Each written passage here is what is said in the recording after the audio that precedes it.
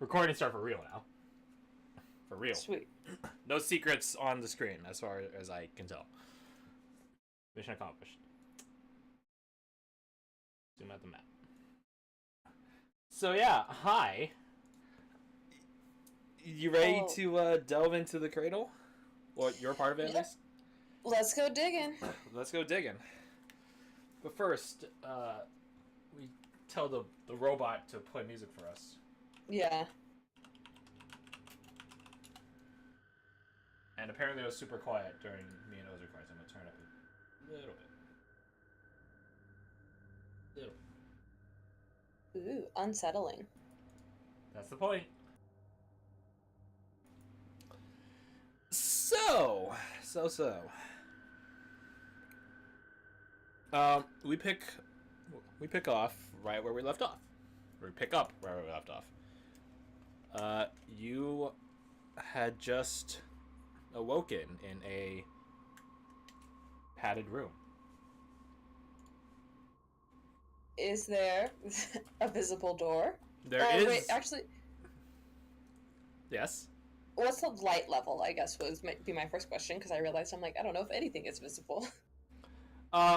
Through the door that is present, some light is being cast in, so you could. It's a bit dark, but you can make things out. You can see. And I have everything on me that I had before. Yes, you have all your equipment, your weaponry, such and such. All your cures. Do I see anything in the room besides the door? I guess I kind of want to go around and investigate, doing a what's what I'm looking for? Perimeter sweep of the room itself. Okay, it's not a terribly large room. It's probably only 10 feet across. It's like a square shape, and you don't find anything on the ground or just sort of left there. For better or worse, I guess. Mm-hmm. Yeah, it seems pretty empty. Okay, I'm gonna try the door. Being very ambitious here. It is very locked. Unfortunate. Okay.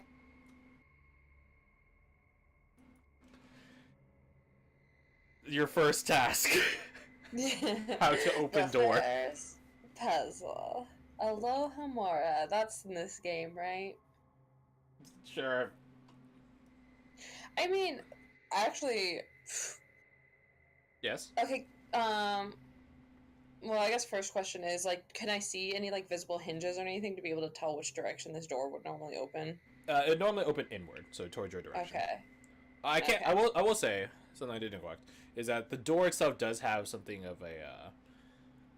It has a little pop open little flap, so as to, let food and such in, and it also has something of a grate, a little grate. That little grate lets you see outside and is uncovered. Mm-hmm. And as you peek through either the flap or the grate or whatever, you sort of see where you are. In a general sense, it's much more brightly lit out there, but that's not to say much. It's not the brightest you've seen. Mm-hmm. But as you take a peek out, you see a lot of what would have been bright colors, and the transition to this sort of gray and this sort of white and black striped, sort of cordoned off, painted on the wall zone. You're in this sort of corner of a room. Okay. Yeah, so imagine not long, but a decently long hallway that leads down to where you are, and then it goes from, there's bright greens, blues, yellows, such and such, and then suddenly it just transitions to gray, black, white, so on and so forth. Okay. Wait, so are you saying that it's more colorful where I am, or more gray and black where I am? More gray and black and white where you are. Okay. So off in the distance, it gets more colorful. Yeah. It's not that far, it is. It's probably only like 10 feet where it's transitioned. Okay. 10 feet from the door where you're behind.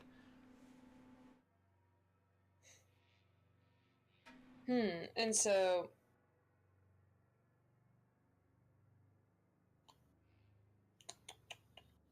Are there any objects that I can see, like, outside of the door?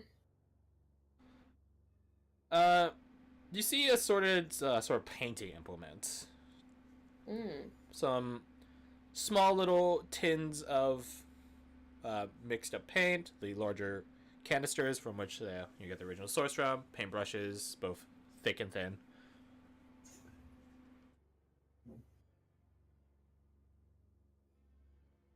Okay, so, but nothing that looks like it would be actually kind of helpful for me in this time period. No. You're going to get Oh, out of the room with your own I know. devices. Literally. Yeah. Yeah. The devices that I have. Is there is there like a lock mechanism inside of this room at all that I can notice of? Like, is there a handle? There's a bar. It doesn't really turn. It's more just like a Okay. gripping bar. Okay.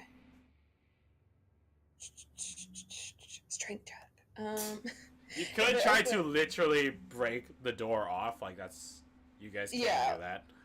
Well, I think that might be one of my strats that I try at some point. Because I have that. I have. No, that'd be a bad idea. I don't want to. I'm not gonna mess with fire yet. Yet, I like that. Yet. That's a last resort, but I don't want to try this. And that's how Sima died. You'll be fine. I have utmost confidence in all of you.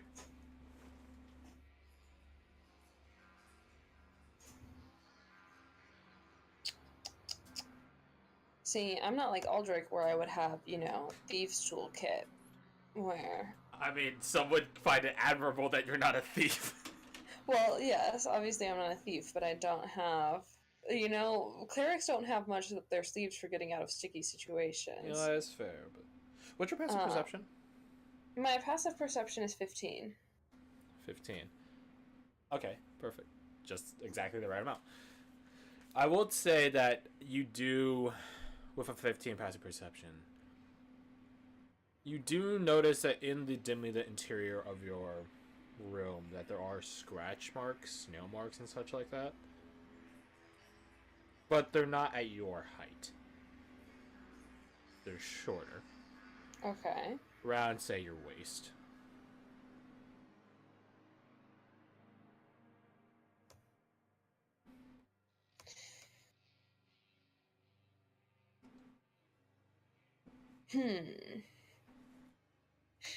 So you're saying if I scratch up high, I'm not saying anything. Yeah, I know.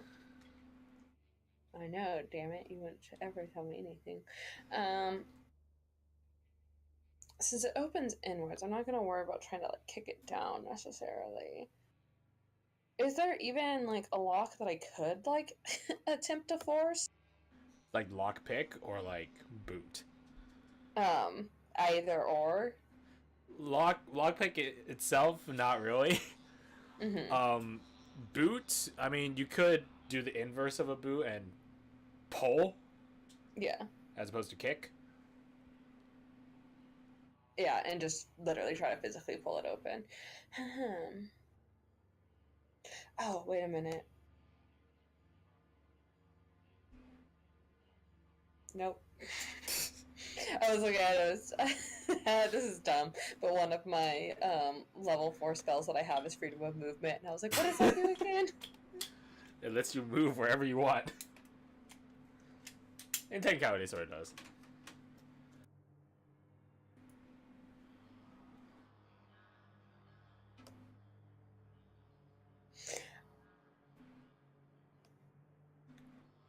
You ponder and ponder. Well, because I just realized something I can do while I'm fucking around right now is, but I don't really want to waste that much time, but, because time is a bit dangerous around here. It's only 10 minutes. I'm going to ritually detect magic while I'm Okay. also trying to look around and figure out what's happening.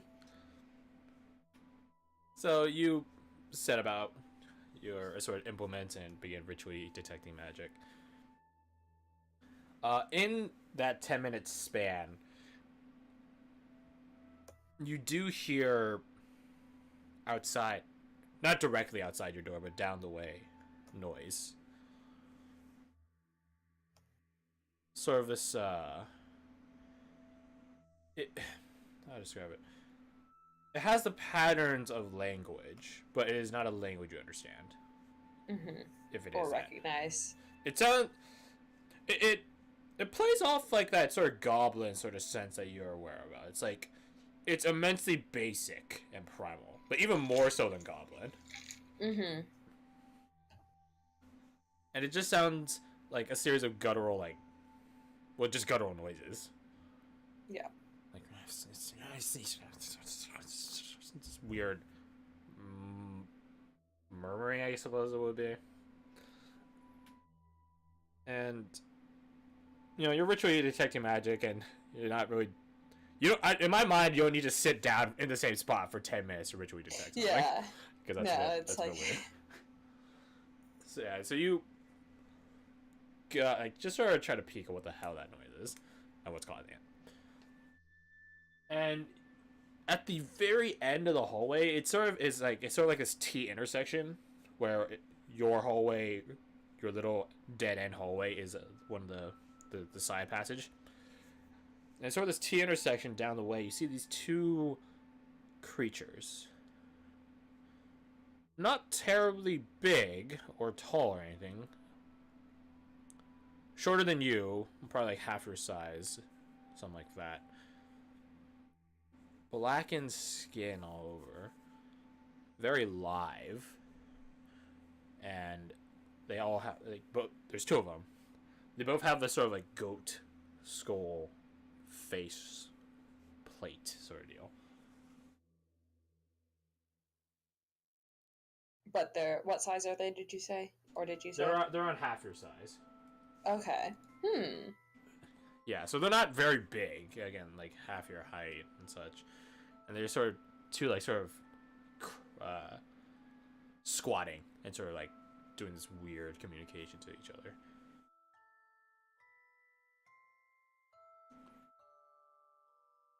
I'm gonna yell out to them. What do you yell? I'm just gonna like yell out like, "Hail! Who are you?" Or probably I just yell out, "Help!" Help? Yeah. Hey, help me! I'm stuck. Help! Like at your shouting, they stop. I would say. Mm-hmm. They stop doing these weird guttural speaking to each other, and then they both look down the hallway, just like rapidly. Do you speak common? They look at each other, and then they both scurry down one end of the hall, down one of the ways of the hall. Not towards you, away from you. Mm-hmm. Well, damn. Well, the next thing that I want to do, I'm really mad because, as far as I can tell, I don't have any daggers, but I do have a crossbow. So I have also. Wait, you have a crossbow? Bolts. Yeah, nobody knew it, but all along I had a crossbow. I like to imagine you keep that tucked underneath your pillow at night or something. Yeah, I think that it might be a gift from Cares. That would make sense. But I think I had a crossbow in the beginning because, like, I get, one. Oh yeah, as a cleric, it's just part of your starting equipment. Just like a random extra thing. Yeah. So I'm gonna take one of like my bolts, and see if I can kind of like wedge it into like the space between the door and the wall. Yeah. No, yeah, you can and easily like do see that. if I can like feel like a latch or anything. Yeah, you begin sort of feeling your way with the tip of the crossbow bolt in between the door and the door frame it sits upon. You do find a bit of a latch. And so is it like a bolt or is it like Here's the thing, because if I were real optimistic, I would say, is there something I can just like flip up? But well, bolts do flip up technically, so mm. it is a bolt. I mean, can I try to jimmy it? Sure, roll me some GM. Roll me. All these are hidden. GM, roll me some sleight of hand. Okay. So wait, if I just roll it normal, it's gonna just be hidden from everybody else. Is that what you mean? Yes, if you GM roll. No, well, I mean there should be a toggle or something that you could turn on. In the settings. Okay. Let me dig through my settings for a hot second. It's in the cog on the top right, and then it's like whisper roll or something like that.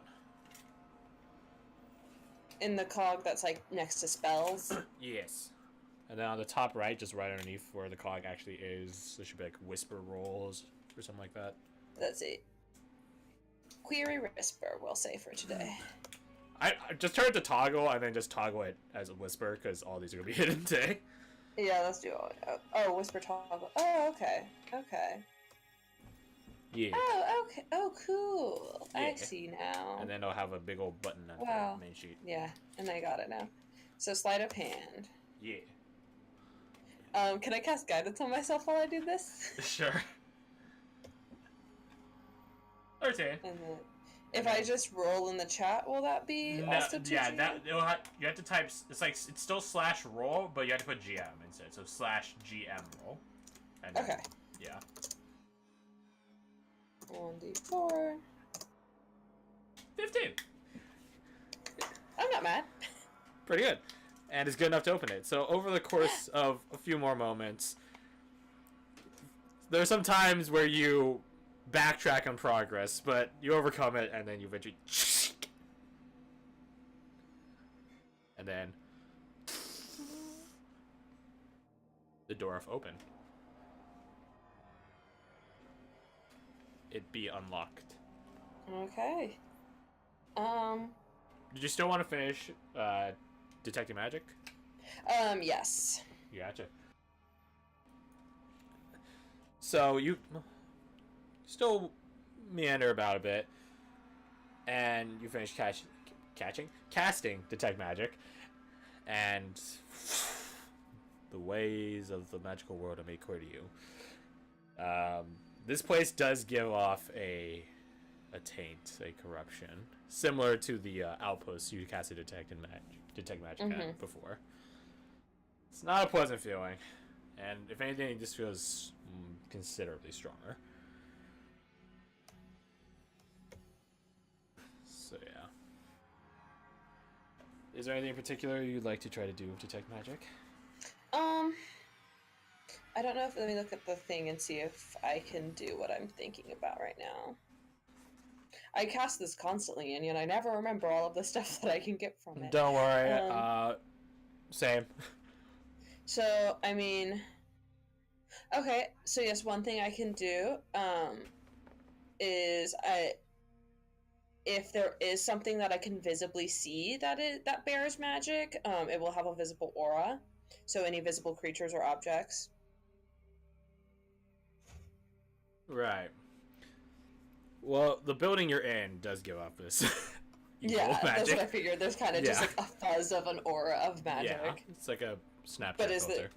But is there anything that's glowing within it of extra magic that I can see right now? I know, obviously, like if there's something buried in the heart of it, it's not going to be singing out to me or anything. But yeah, where you are at right now, nothing is highlighted in your magically detecting vision.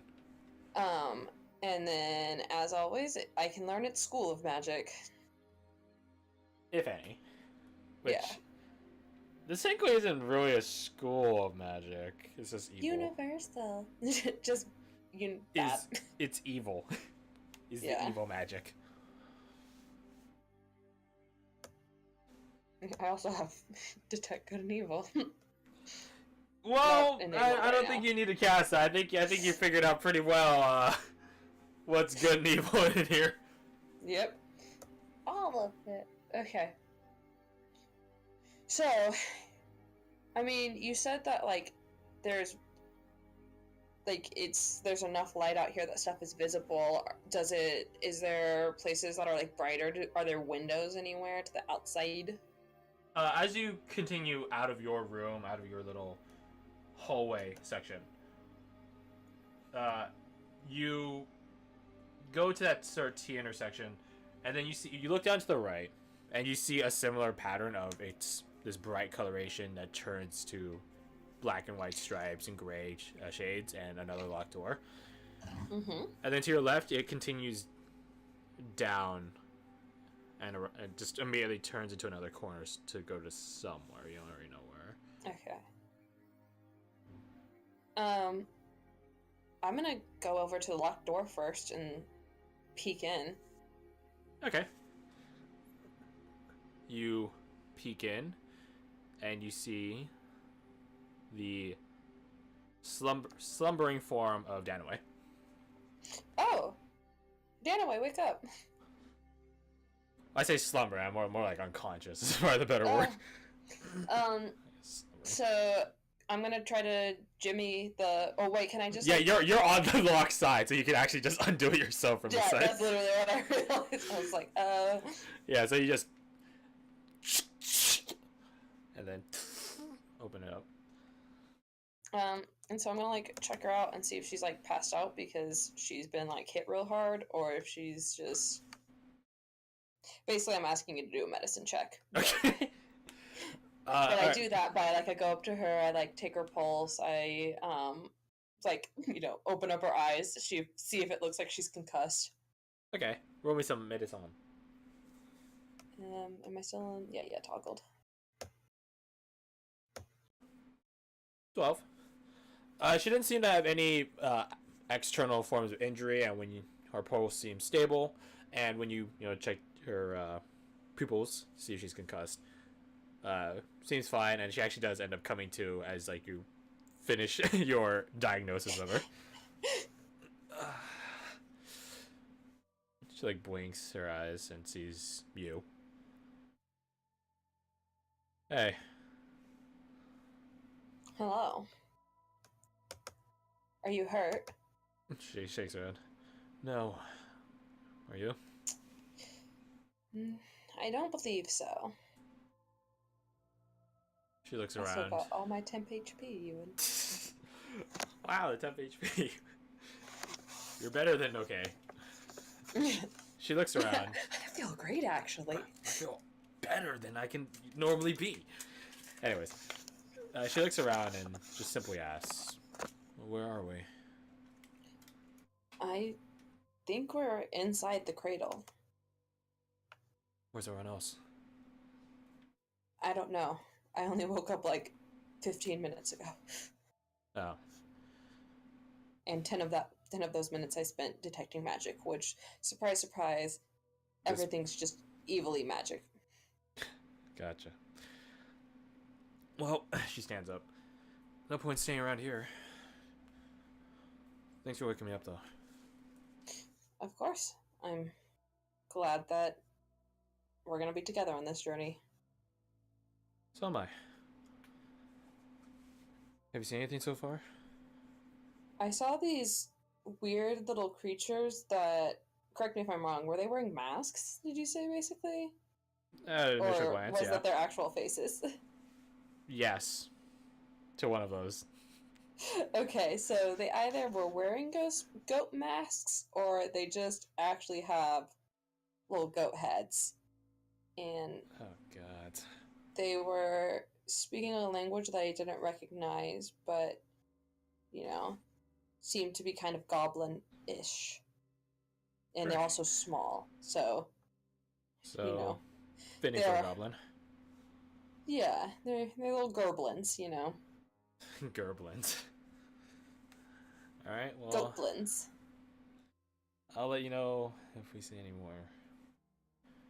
Have you explored much? No, but it seems that there's really only one way to go for now. Fair enough. Lead the way. And I do so.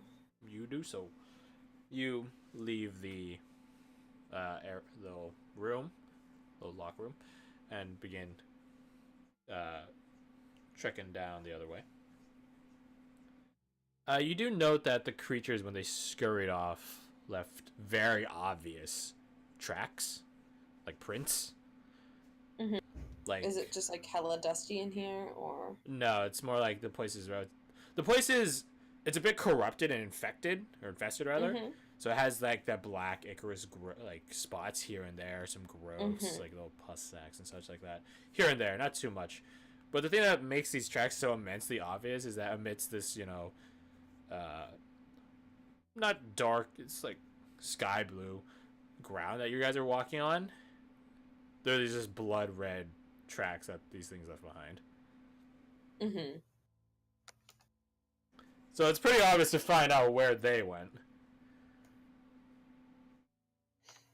Okay. Are there any other branching off that?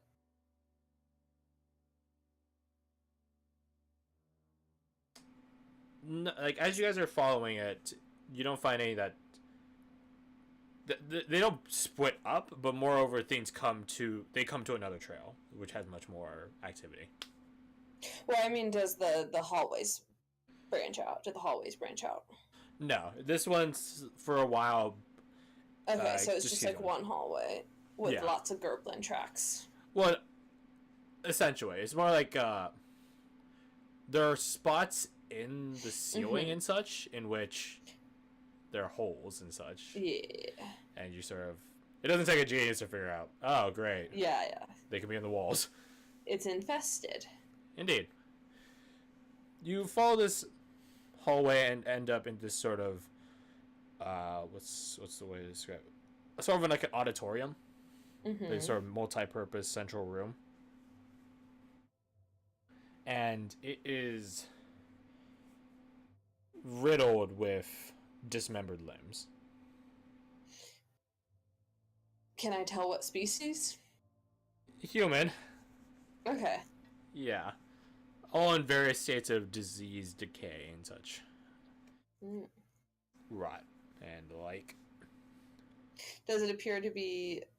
I mean, you said mainly decay, but you also said disease. Does it appear to be, like normal disease or like this type of corrupting disease? Not this form of corrupting disease. It's more of Okay. like just generally what happens to a corpse when left to sit out. Yeah. Yucky. Lots of limbs and the like, but the sort of military and field medic thing that ticks your mind. You don't see any heads. Yeah. Do the limbs look like they have been severed or like ripped off or like chewed off? A mix of chewed off and yanked off. Okay. Do they look like they've been like eaten on at all? No. Well, Okay. not eaten, but like gnawed on to like rip off, then yes. But eaten, no. Okay. Yeah, not off as in like Eat the at the purpose of- base and then yeah. At the sight of this, Janeway just does like a visible grimace. Yeah. Oh yeah, Sima's also.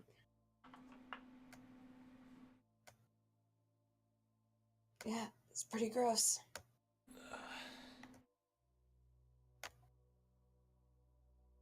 This place is fucked up. You can say that again. Do the limbs seem to have any type of a pattern? Like, do they get thicker in any certain area or anything like that? Does it seem like it's just kind of like one pile that, like, where everything's concentrated, or? Not to your notice, no. It seems very Okay. haphazardly cast aside. I mean, the good news is that I don't want to speak too soon. I wish there was some wood around me to knock on, but the good news is that at least it doesn't look like they are arranged in a horribly macabre sculpture like they were at the guard outposts. So we got that going for us. I guess. But, obviously this isn't all the bodies yet. Yeah. It smells absolutely grotesque in here.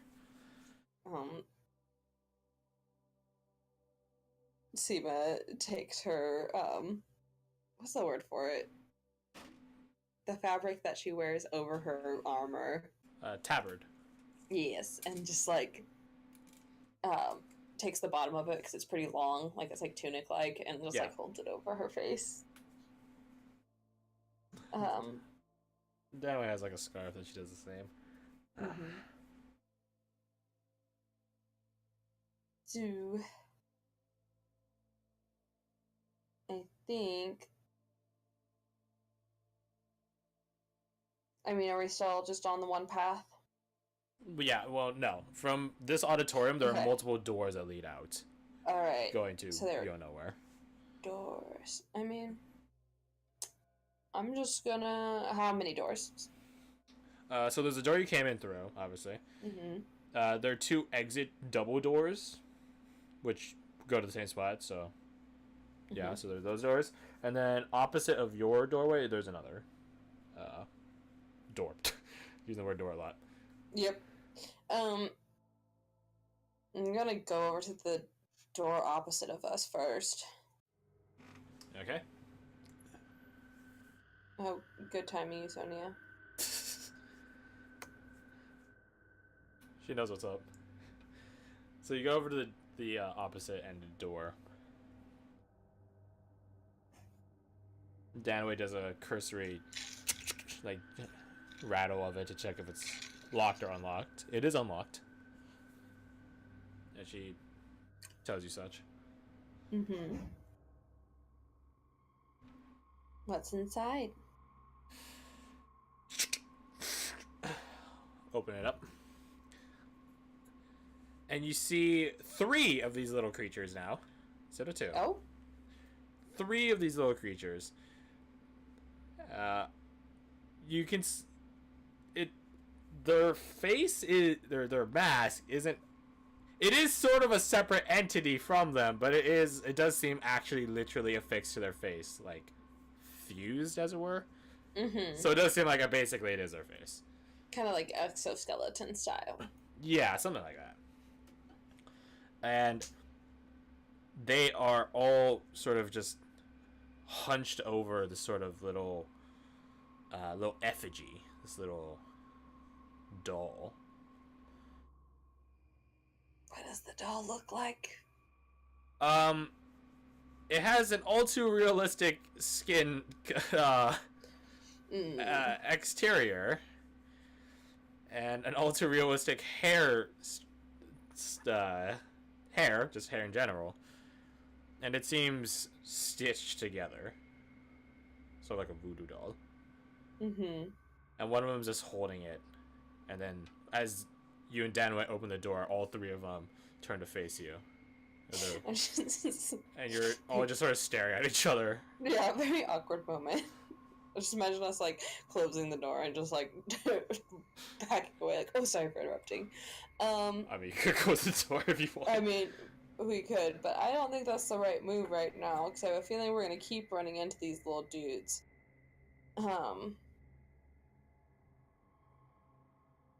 So... Moments pass. Well, no. I'm gonna say to them... Okay. To seconds pass, because that's how long I've been staring at them real time. Okay. So I'm gonna just try again and be like... and I'm like kind of trying to have like a non-threatening posture, but also I'm like ready to be on the defensive. Like still like, you know, got ready to pull out the luck blade if necessary. But I ask them like once again in common, do you speak common? And I switch to goblin and say, or maybe goblin. Like, as you finish and some more moments of silence pass, the one holding this little effigy looks and speaks in this unknown language to the other 2. And then all 3 of them nod, like, like, yes,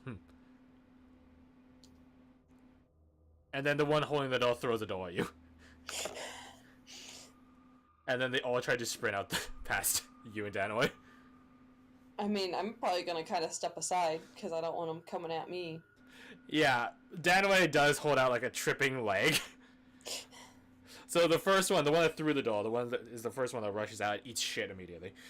The other two just leap over it, which they have a really they do more than leap over their fallen comrade. They leap up and past their fallen comrade. Like they prance up in the air and then out past the doorway some like 20 feet. Just so their movement seems they fast as fuck. Unnatural. But yeah, one does eat shit, and then the other two just leave it behind and just run out the one of the double doors that is the way out of this room. And then the other one's just trying to frantically scramble up. Dare I do it? I'm gonna kind of reach out and try to grab it by like the scruff of its neck. Alright, so you reach out and grab. There's not really any clothing on these figures or anything, so you sort of end up just holding it actually by the neck if you... Yeah. Or you could grab it by the horns. It has horns. Yeah, that seems like a wise way to grab it. Just...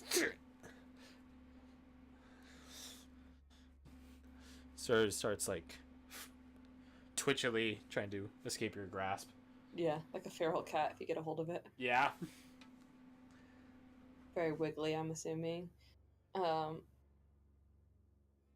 Appearance-wise, does it look like it has, like, is its body 100% humanoid besides being, you know, smaller than usual?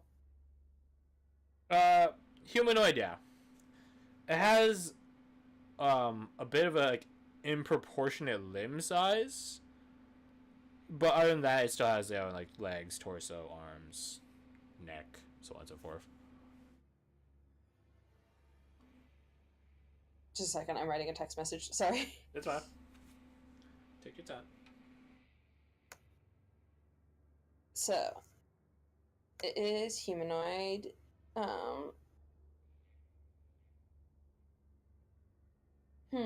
So, I mean, I'm gonna try to, you know, like, calm it down. Like, and just be like, shh. And once again, like, trying to talk to it in both, like, Common and Goblin, like, being just, like, in both languages, being like, it's okay, we're not here to hurt you. Roll me Persuasion. Danway goes to pick up the doll, quote unquote. Not bad. 15. I'm just gonna assume this for, like, your entire session is that you will be casting guidance on yourself. Sure. Yes. Because I feel like you would have. If you want to roll that. GM, yeah. Roll that.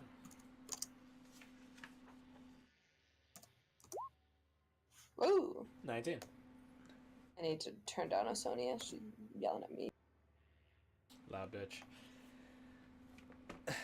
So. Because some of this ambient stuff, you know, is so quiet that I'm like, is that playing? And then Yeah, no, like, that's a problem I noticed in the recording. I'm like, man, this is really quiet. And then I remembered exactly that time. I'm like, man, it's really quiet. I'm going to turn it up. And then later it gets loud again.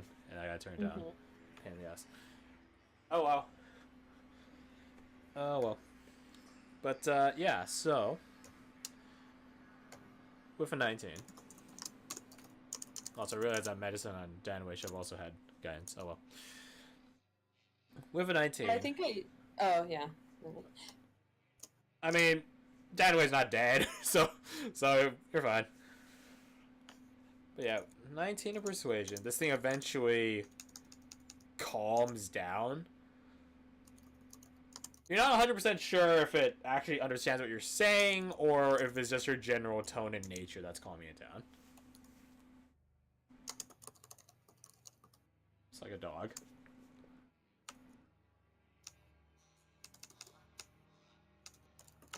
Dan was just watching you sort of pacify this creature, and her eyebrows just arched, and she's just watching this very peculiarly. And did you say that she had picked up the doll? She picked up the doll, yes. I asked her to bring it over.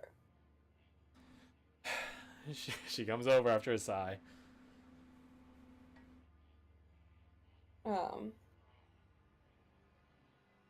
Can I see any like more details on the doll since like Danaway's holding it and we're like out in the open now? It's honestly pretty featureless. Like it doesn't have Okay. a face. Like it has limbs, but it doesn't have like hands or feet or anything. Mm-hmm. It's very tribalistic, I guess. Yeah.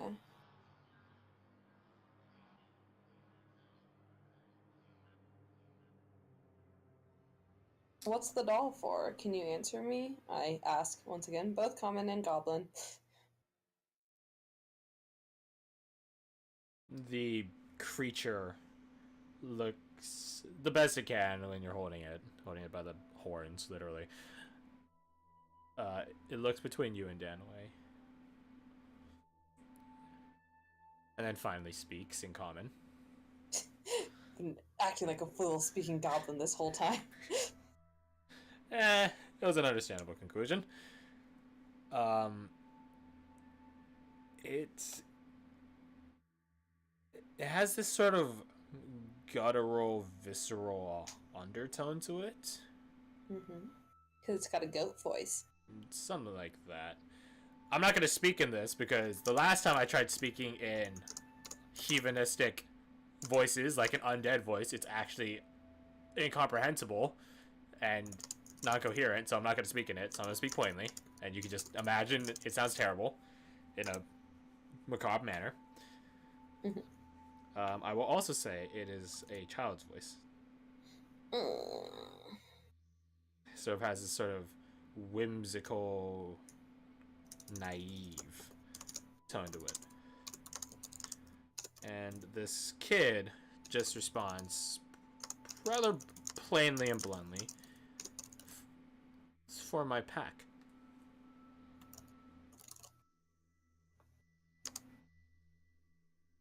Your pack, is that how many of you are there? Hundreds. Do you all live here?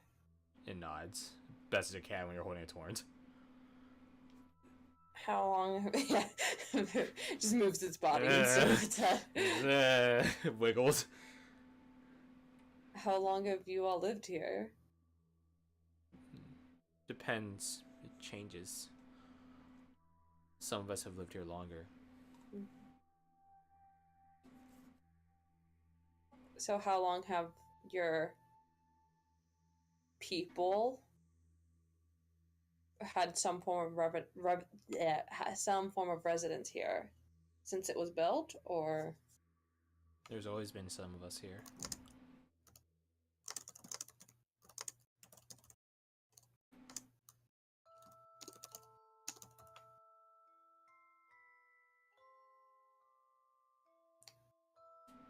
what are you?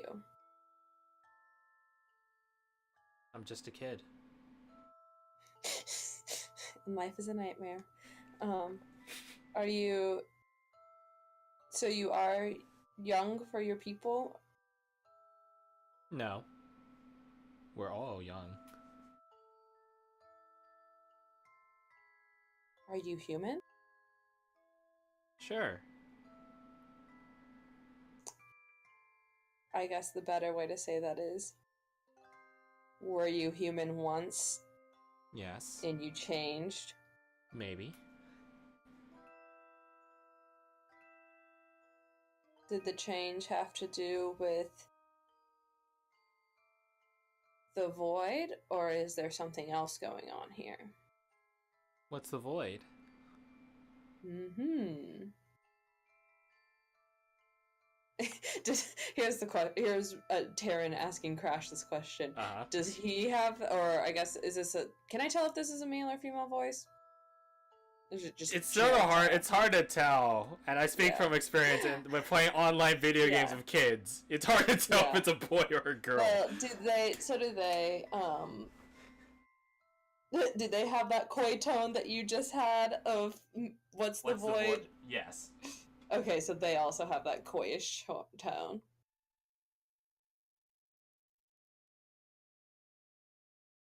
So, tell me, kid. It seems like there's something going on with fell gods around here. Which gods do you follow? I only follow Mommy. And who is she? Mommy. What does she look like? Like me. But bigger. And what does she do? She watches over us. She keeps us From in where? line. Above.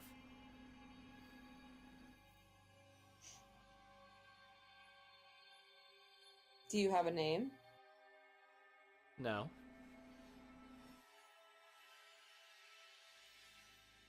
Did you used to have a name? Yes. Okay. When did you lose that name? When I joined the pack. Did you choose to join the pack? Why wouldn't I?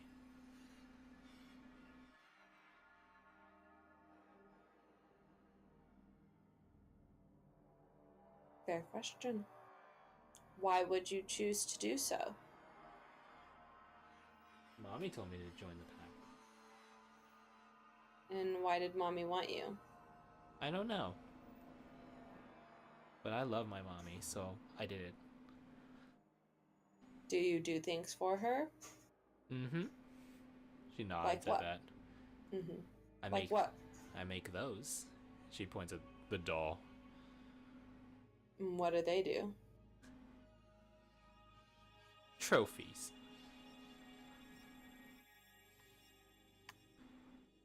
Can I have that back? Dad would just take a step away from the kid.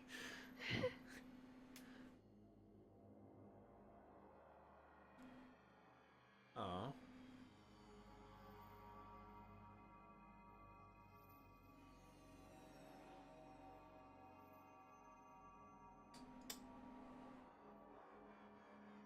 Not sure if silence or... Also, you sound a lot quieter all of a sudden. I don't know why. Oh, well, one thing is that I accidentally unplugged my headphones and replugged them back in. Oh, did the same thing? Yeah, it was like while you were talking, and so that was part of why I also slowed down for a second. And let me hang up and rejoin to make sure that my volume isn't messed up because of that.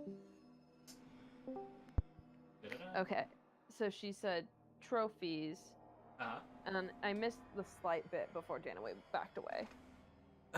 So, she asked, I say she, I'm just gonna refer to it as a she. I actually have no clue what gender this thing is. It asked yeah, if it... honestly, I think that it would be appropriate. Yeah, it asked if it could have the doll back. Okay. And then Dad took a step backwards, away from it. I have a few more questions before we might give that back to you. Okay. Do you know if there's a way out of this building? Mm-hmm. Could you show us that way? You can't leave. Unless Mommy says so. Why would Mommy want us to stay here? We're not kids. She can always use more help.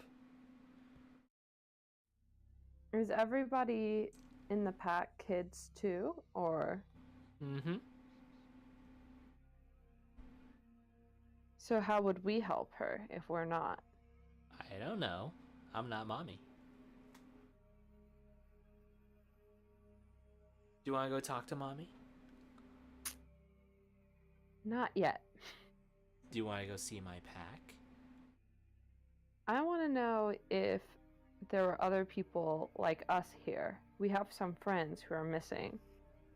Oh, those people. Maybe they're with my pack. Or the other pack. What's the other pack? They're the other pack. Does the other pack not get along with your pack? She shakes her head. So that's a no. They don't get along. They steal our trophies. and our effigies. Do they also serve mommy? Mm-hmm. But- Why do you guys compete then instead of not just... Because we're the better children. What makes you better? We have more trophies. Is it just the 2-packs then? Mm-hmm.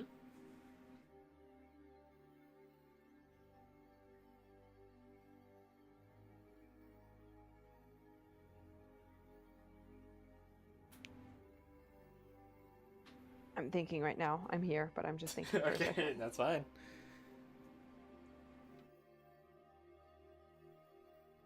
I don't think I want to meet your pack yet. Do you want to meet mommy? I definitely don't want to meet mommy yet. I want to be presentable for her when I meet her. You know, I want to have a good idea of what's going on before I meet her. I think what would be best is if we find our friends first, so that we can all together meet mommy. Okay. You know,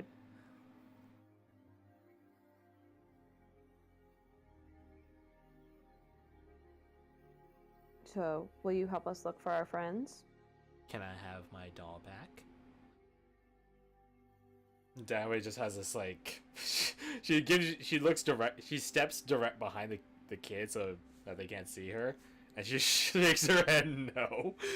Slowly. I give her a little like sideways like look of a shrug of like, you know, what's it gonna hurt?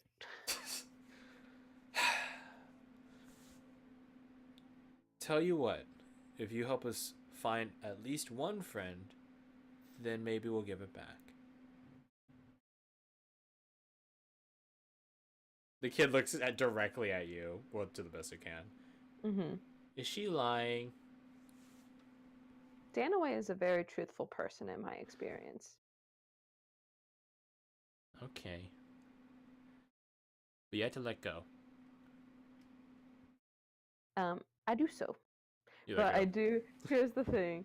This is me speaking as someone who used to work with little kids. I do a thing where like I let go, but I keep like a hand on its shoulder, so like I can grab if I need to.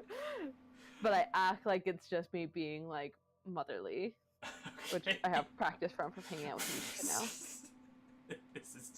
This one shot's too real.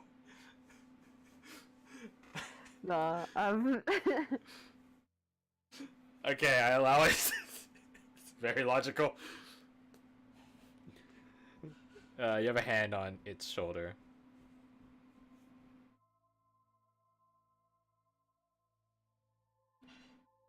They used to call me Marissa.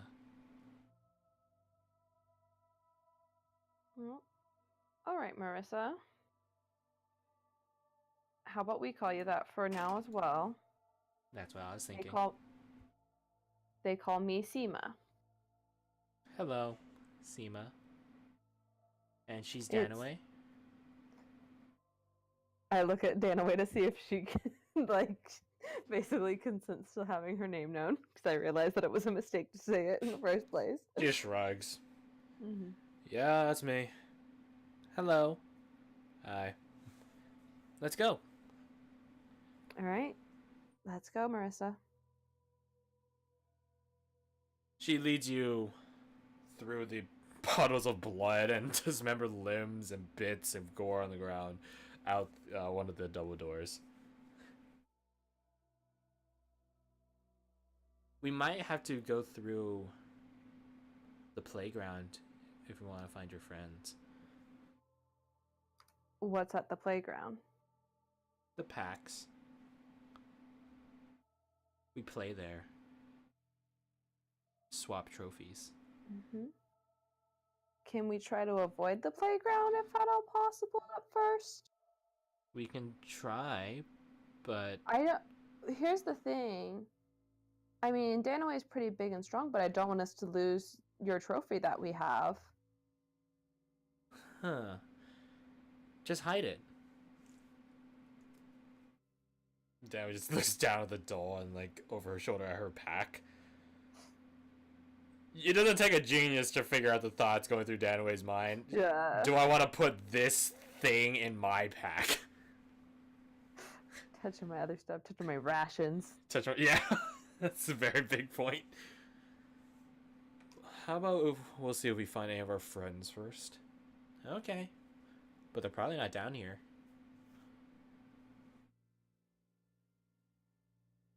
Well, we can at least find out. So you go walking around this floor with Marissa and Danway in tow. You see a number of these creatures pop up in duos, trios, here and there. And every time they inevitably scurry off. And Marissa doesn't even bother trying to say anything to them. They just feck off. They stay around. Some of them stay around here and there just to look at you and sort of, inquisitively look at you. But again, they inevitably run off.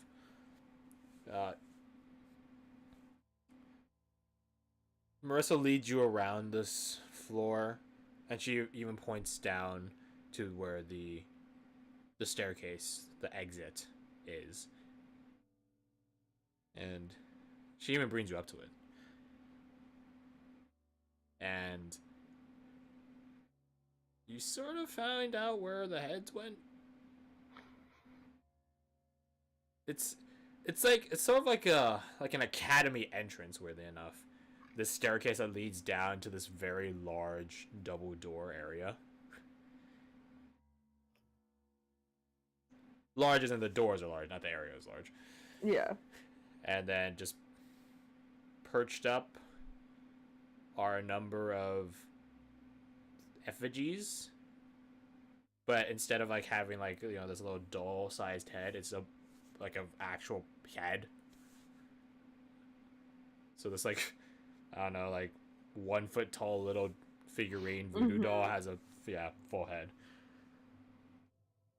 This is how you get out. If mommy says so. What would happen if I tried to get out now without mommy having said so? Mommy will get mad.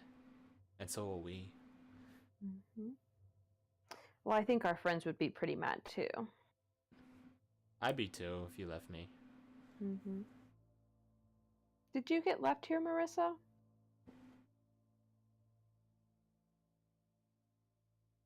Silence.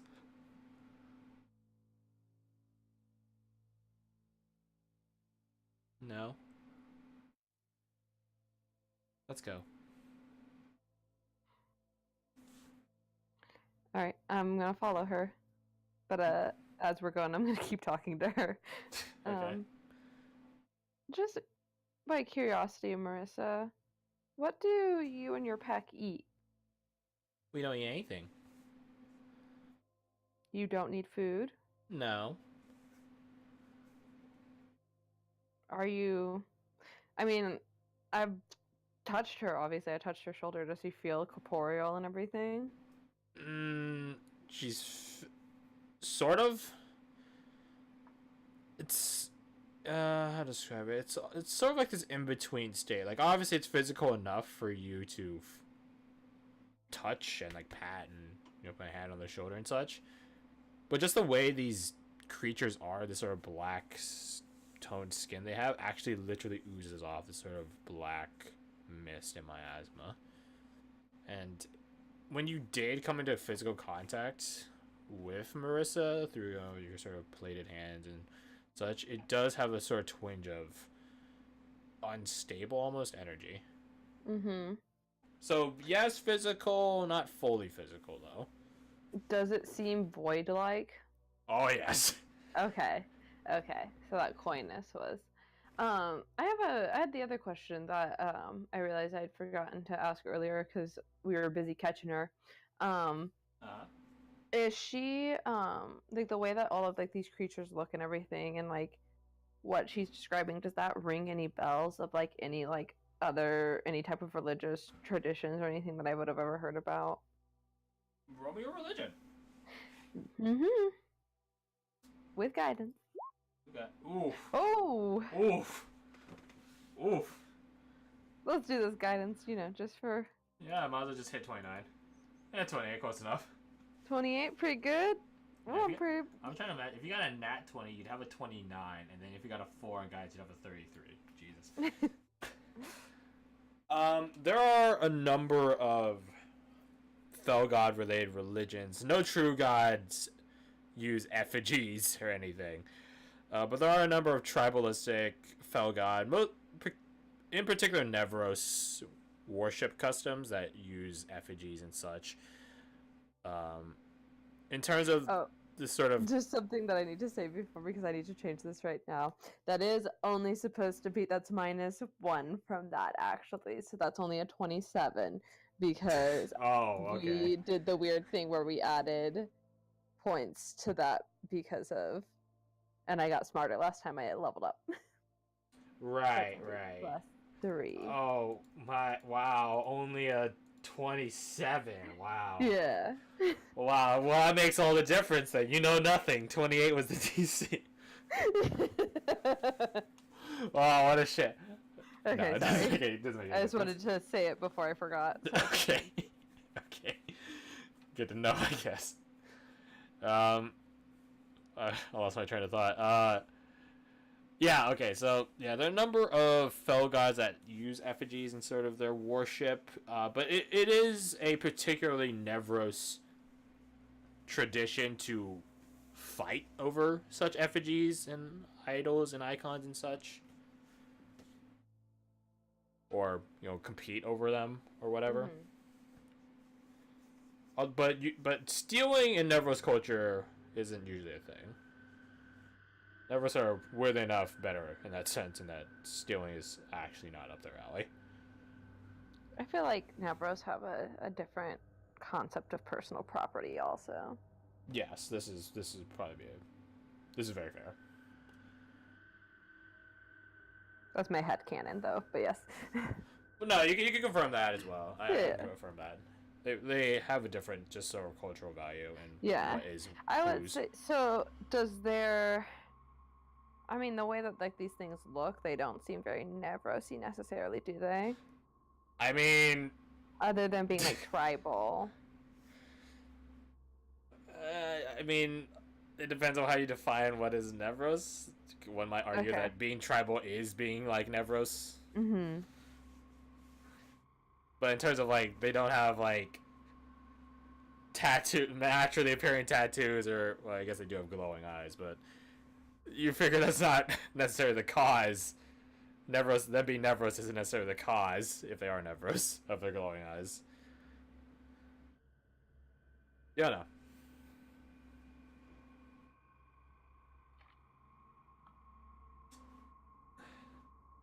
Is there anything in particular you'd like to ask Marissa? Your face. Yeah?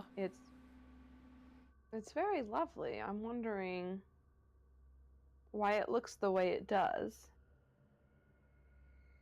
My face? And her hands go to, the goat mask. Or goat skull mask, rather.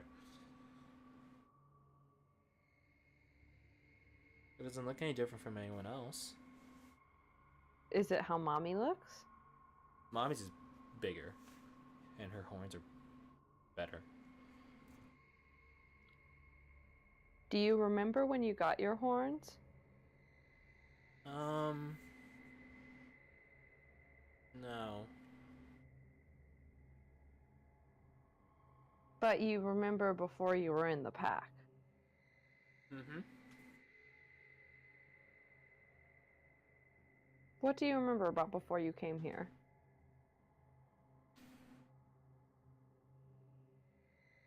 Nothing.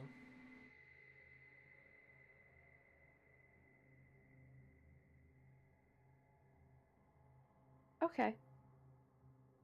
That's okay, Marissa.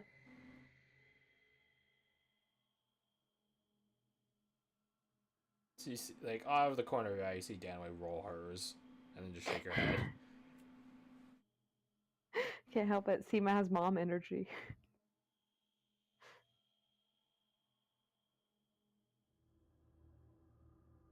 Marissa brings you to some other places, some other notable sites here on the first floor. There's a very small library. Quite small. Nothing terribly outstanding or noteworthy in it. Near that is a classroom. Several classrooms, actually. A classroom section.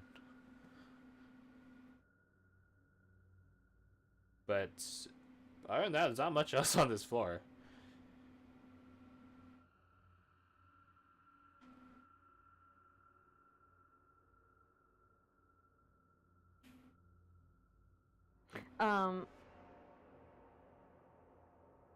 I do want to, oh gosh. Yes.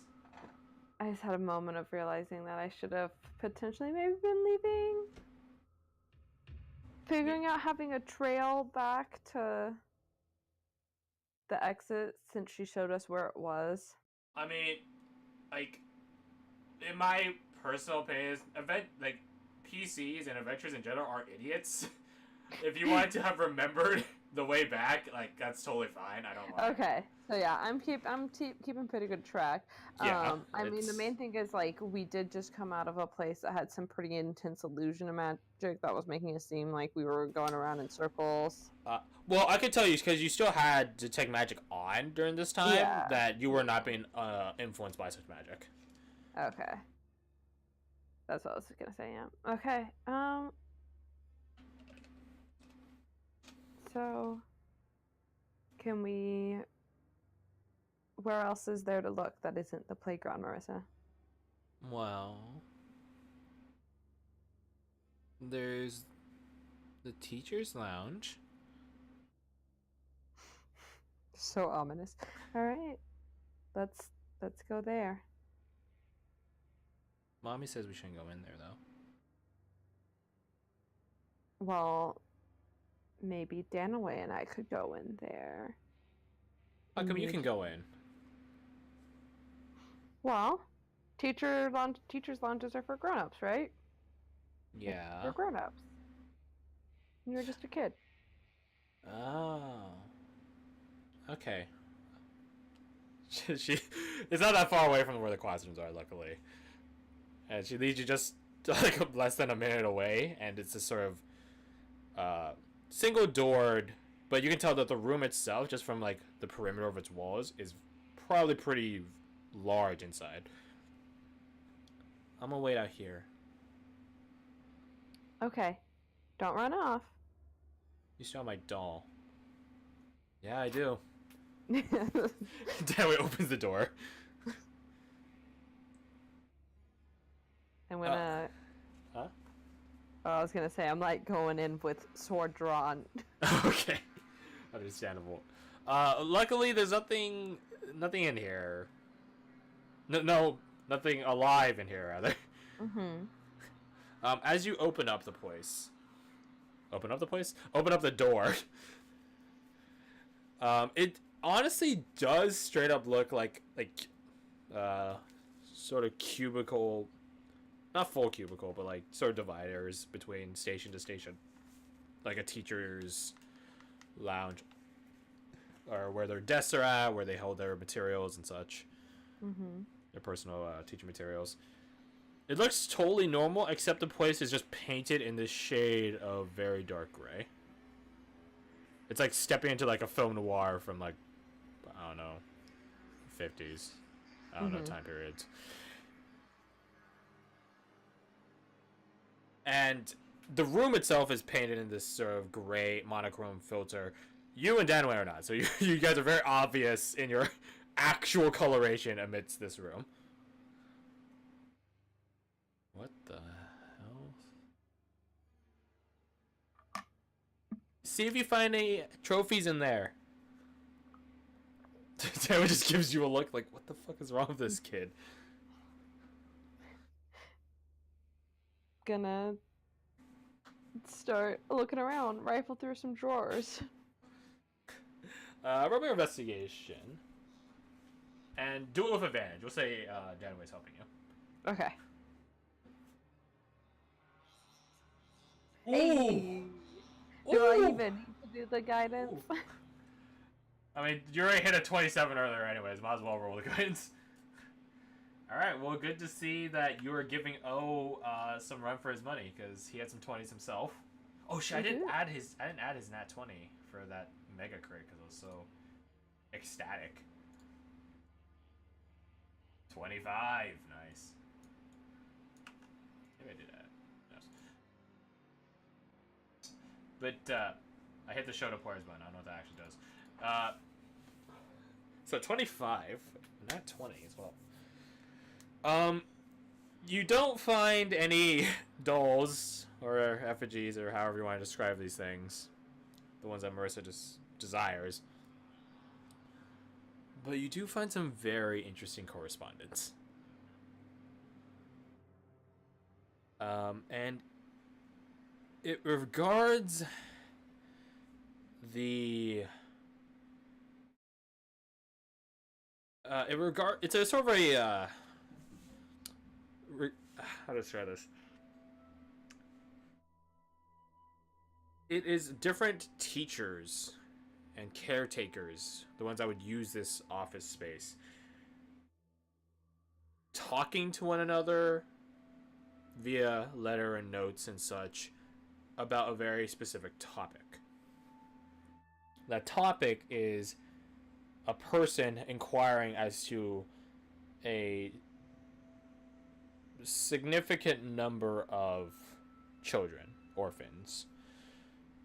Their sort of physical well-being, physical status, mental capabilities, education, stuff like that. And all of these back and forths note that it is very peculiar for someone, if they were to want to adopt a child, to want so many. Like 1, okay, 2, okay, 3, 4, okay, pushing it, 5, let me see something. Not in like a dozen or something. So it's very weird.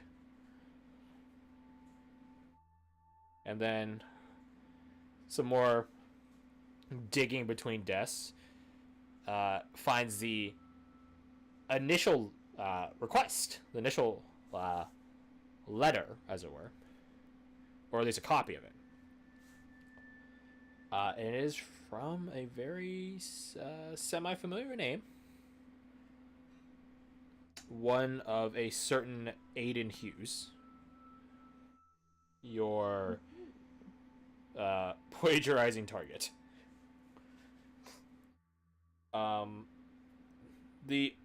This original request, this notarized request, is simply requesting the staff selection of a few particularly problematic children, and then as detailed in the previous correspondence, like, what makes them problematic, how old are they, physically wise, like how are they weak, strong, feeble, sickly, stuff like that. Mental wise, how would the staff review them in terms of actual intelligence as well as emotional stability and maturity. And then, of course, like, how do they take to education?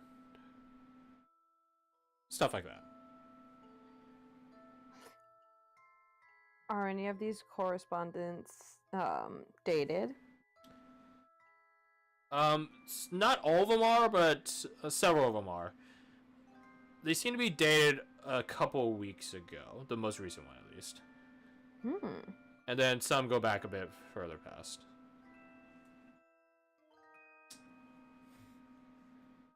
Dawei's just sort of has like this very like harsh visage to her face. It's just like, you guys are going over this. It seems sick. You can say that again. Do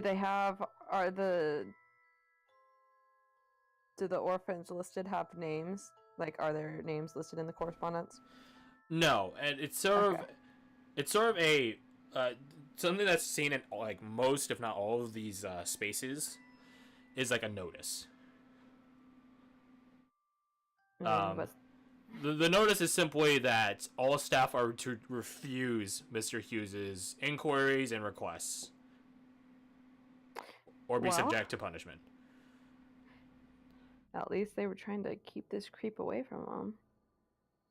But well, that's from the headmistress. That's yeah, and this is me saying it to Danaway. Yeah, you could tell from some of the correspondence that some of the staff here were willing to hand over kids that'd be problematic. Oof.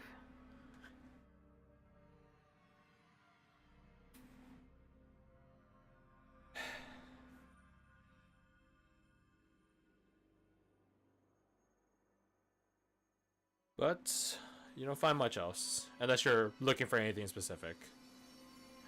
In which case, ask.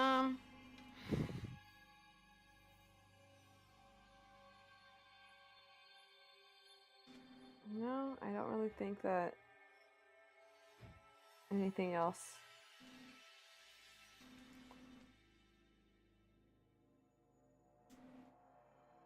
Are there any like windows or anything in this room?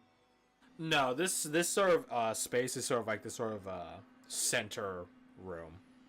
Mm-hmm.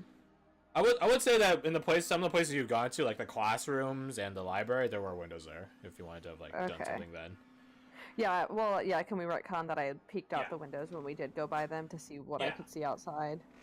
Yeah. Let me just confirm something here. So that's weird. Okay. So yeah, when you have gone, retcon, in one of the classrooms that you guys had taken a stroll through, you looked out the window. Was that the first classroom, rather? You looked out the window and you could see from where you are 3 other like significantly tall standing structures, as well as a series of not as tall but still prominent structures. It's the cradle itself. Each building has something of a clearing space around it, so every structure is pretty obvious. And then there's sort of a road, like a route that sort of carves through from one bridge to the other on the map there, the cradle. So just sort of curving through it. And then sort of in the center of the cradle is this sort of central courtyard.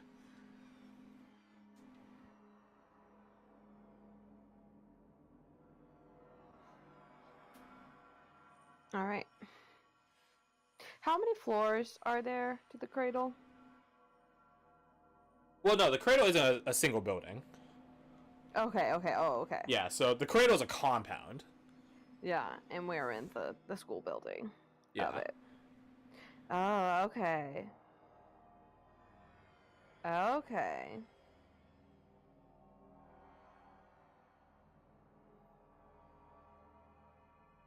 Some other structures you see in the distance, one particularly far away is like 6 stories tall. There's another one which is only, which is 5. Another one which is like 4 or so, or 3. In the building I'm in. You don't know. You can't really tell fully how tall the one you're in. Okay. Well, Marissa can probably tell you that it is. So you're on the ground floor right now. mm-hmm. Because that's obviously the way out. There's 2 other floors above you. And we've gone through the first floor. After having gone through the teacher's lounge, that's the first floor. Okay, and I'm gonna say that we've come out of the teacher's lounge at this point. Yeah. Did you find anything? We started on the second floor, didn't we? Oh no, you're right. I'm drunk. Yeah, you're on the second floor. The way out is on the first floor. It's just there's to be fully transparent. There's nothing else on the first floor except the way out. That's why. Yeah. Well, I'm just trying to map what we've done so far and what there is in the building. So, like, basically, I'm trying to figure out then where the playground is, where mommy is. Marissa would tell you that the playground is above you, and so is mommy. Okay. Mommy's above everyone.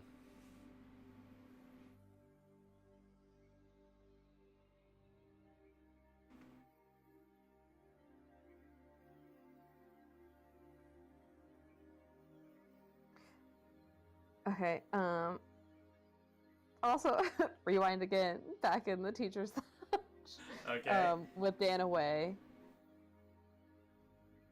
I have a feeling that the rest of them aren't in this building with us. And I want to get out of here without running into anything more like this. Marissa said there was some other in the building, though.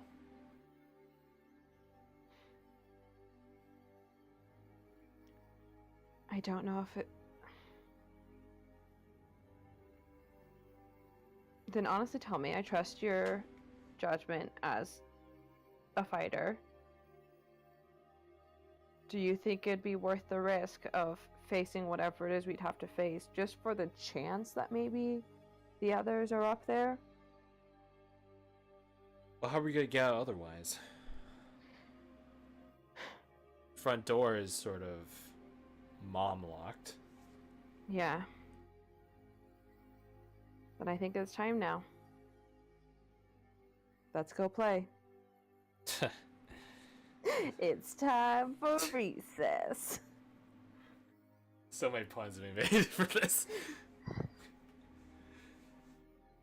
So you go back out to Marissa. Mm-hmm. She of course asked if you found any dolls. Didn't. No, no dolls. Only boring grown-up stuff. Well, that's all this for no one around. I think we are ready to go up to the playground, Marissa. Really? We think our friends might be there. I mean, I think so too. Are you sure? You want to go up? This is out of game. This is like a vampire thing where it's like we have to verbally invite ourselves. Please invite me through your threshold, please. Yeah. I think it'll be fun, Marissa. Okay. But be careful. They play hard. You're down like cracker knuckles. Yeah, I was about to say, Genoa goes, so do we. Follow me. Sort of trots along, Marissa. Does she have the hooves? She does. These creatures, they're a bit reminiscent of satyrs, in a sense. Albeit small. Little tieflings, kind of. Little mutant tieflings. I guess. They're honestly just kids.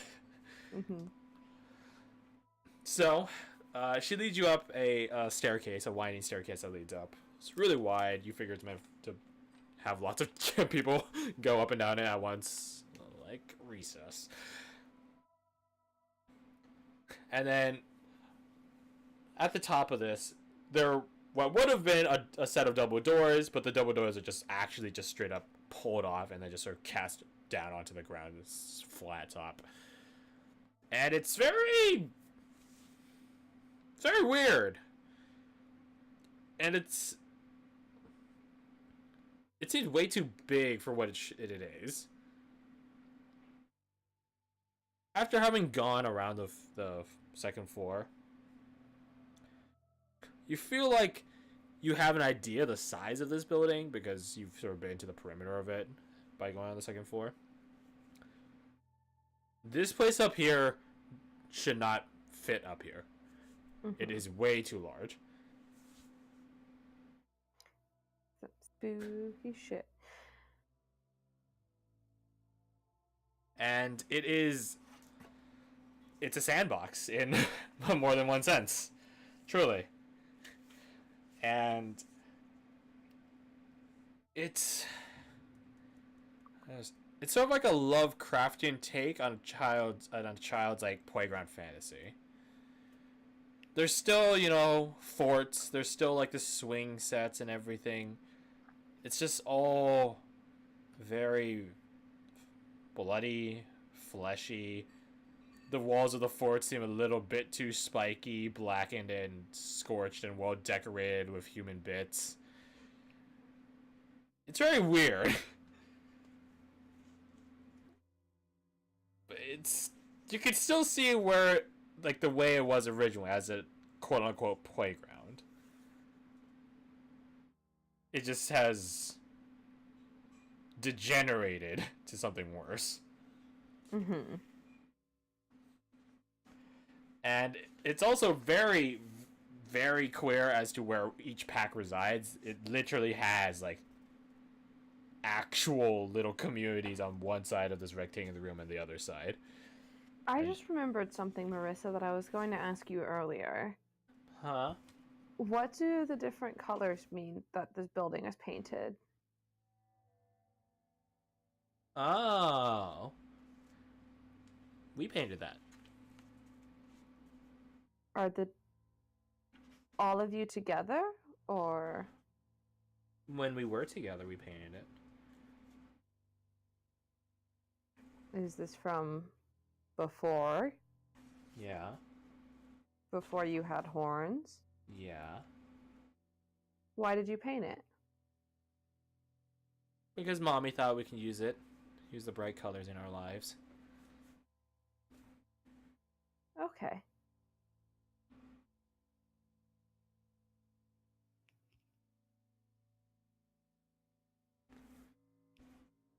It's sort of like this DMZ zone that runs middle, just queer perpendicular across the room, bisecting it.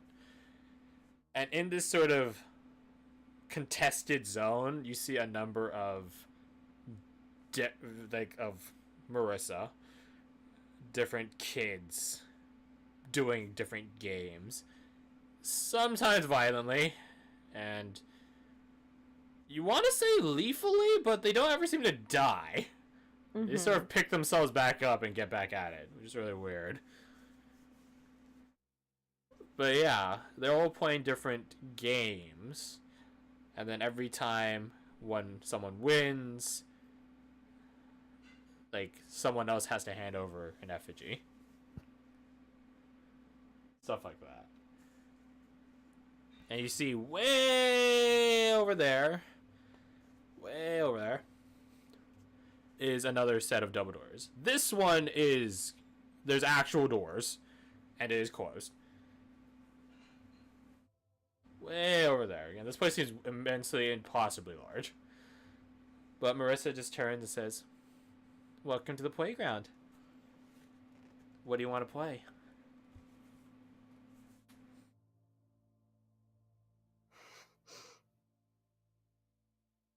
Well, I think that... Oh, sorry, just a second. I have to read something because I just got an email about... Fine. Take your There's time. been tornadoes in our area, and so I want to make sure that... Yeah, I live in Indiana, my dude. We get tornadoes a lot. Okay, good. We do not have a tornado warning right now. This is just the reminder of what we do if we do have a tornado warning. The evacuation training. I mean, it's very easy. You just go to the basement. Oh, okay, of course. Yeah. You, in fact, do... I know that you're from California, but in fact, with tornadoes, going outside is not what you're supposed to do. Listen, I'm used to earthquakes, okay? Yeah, I know. Which is, the basement's probably the last place you want to be in an earthquake. Yeah. No, it's one of those fun little, like, dualisms, because then people from the Midwest, when they go to California, if there's an earthquake, they'll go, do we go to the basement, or... Yeah, no one has a basement here. Yeah. That's where creepy shit happens, okay? I don't trust no basement. Or attics. No attics. Oh, no. Nothing good happens in attics. Nothing good happens in attics. And we are currently in the attic of this creepy school building. You're not in the attic. You're just sort of on the something floor. Third floor. Yeah, the third floor. What do you want to play? Do I see any signs of anybody who is not child size in this building? Roll me your perception. Yeah, here's the thing. Like, despite how grotesque and freaky everything looks, it is all still child-sized. Can I say that Danway's helping me? I'm gonna like look at her and be like, "Do you see him?" Yeah.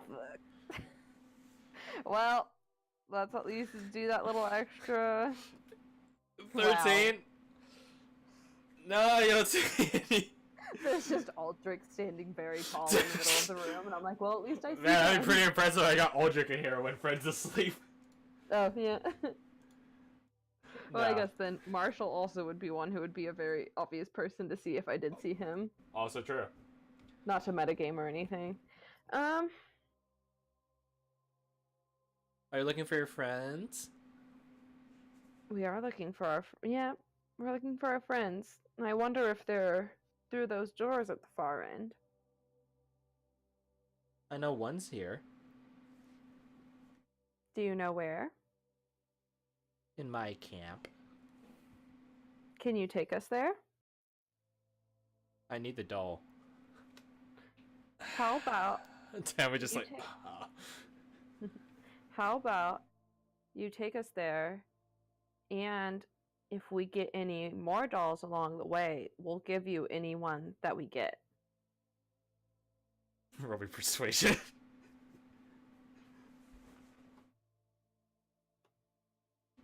Oh no!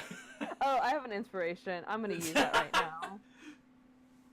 Yeah, I mean, you can't get much worse than that. You can get worse than that, but you can't get much worse than it. Let's try again. You know, Hey, you got not like as bad. nearly triple its number. Yeah. I got above average. You can tell I'm using a bargaining tactic. Oh. Yeah, you can't win them all. Nah, but you don't seem... Play one game. Win one game, and then... Yes. Thanks, Sonia. Appreciate it. Win one game. What games are there? I guess the first thing I want to ask is, of Crash looking around, what games do there seem to be?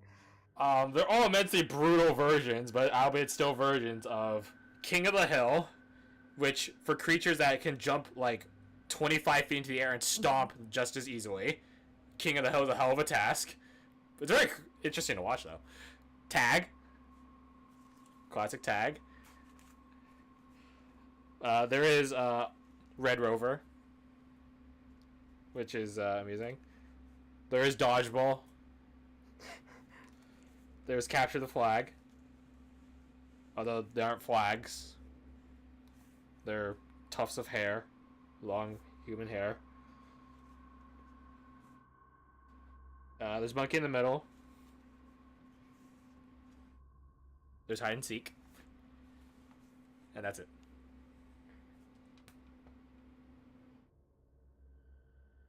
Just a second, I'm looking at my...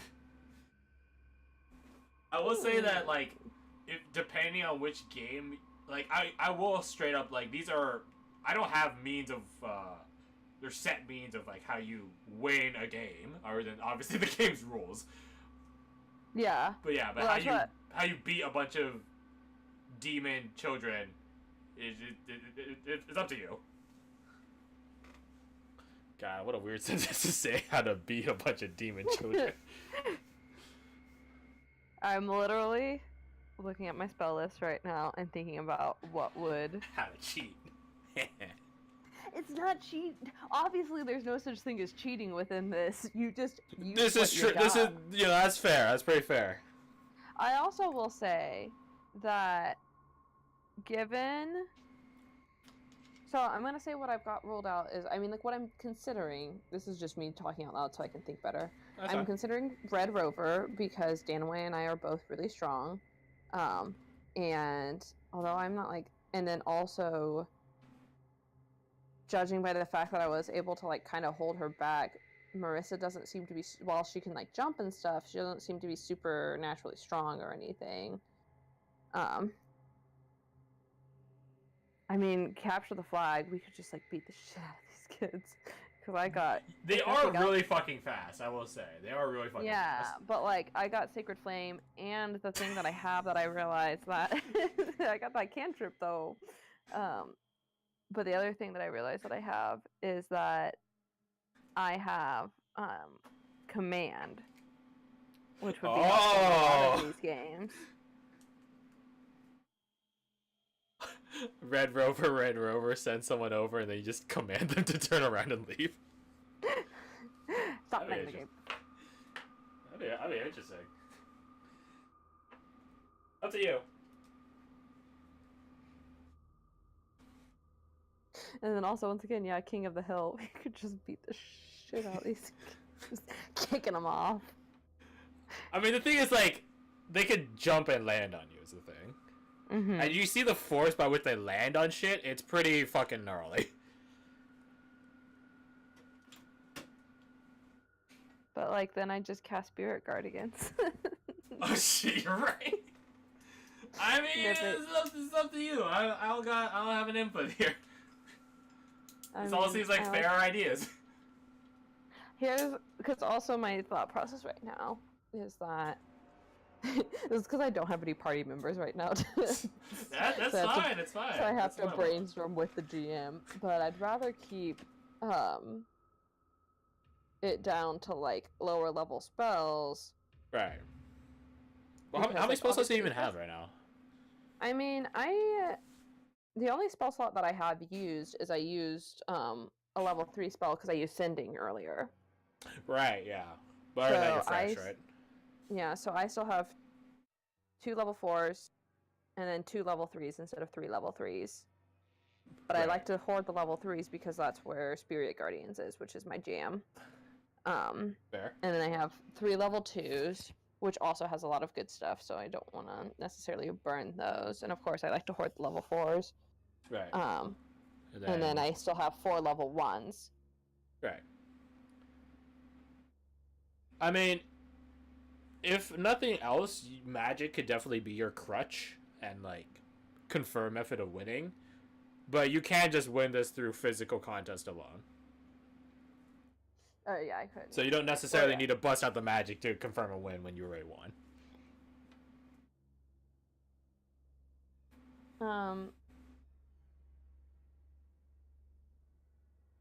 Also, yeah, so hide and seek is definitely out. I'm going to look at Danaway, and I'm going to ask her, what's your preference on King of the Hill versus Red Rover? I can't believe we're actually playing. I can hold a line pretty well with Red Rover. Red Rover it is, then. But also, King of the Hill, there can only be one king. And if there's 2 of us, our chances are better. Ooh. Also, if we do Red Rover, then we'd have to be on a team. And they might get a little mad at us if we are mean to their friends. If you need a team, you can just join. I can just ask some of my friends.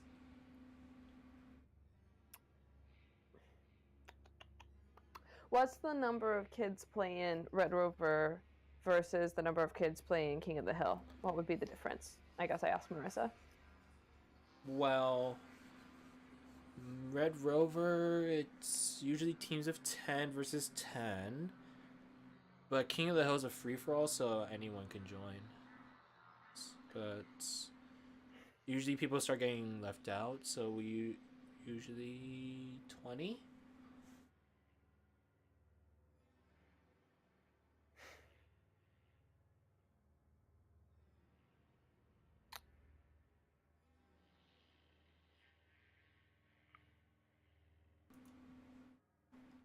Let's play King of the Hill. Okay, follow me.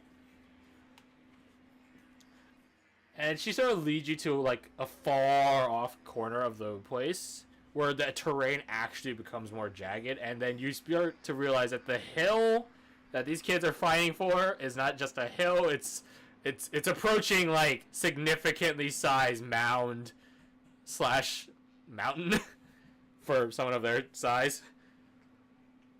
It doesn't feel like a playground sized hill. It feels like a real life sized hill in which stuff fights over. There's an effigy at the top. The person who has it until mommy says playtime's over wins.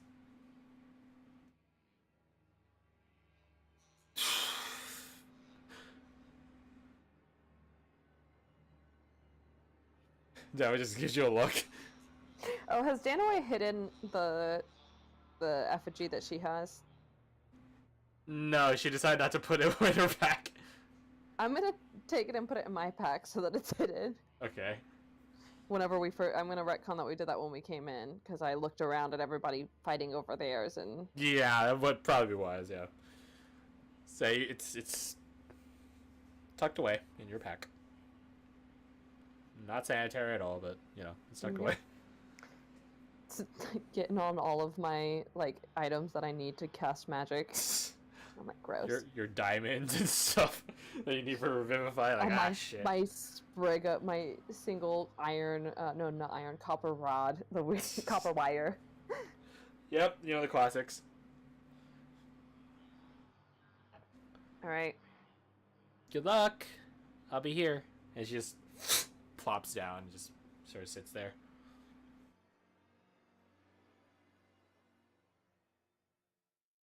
Wait. We have to hold the hill until playtime's over? Uh-huh. How long until that?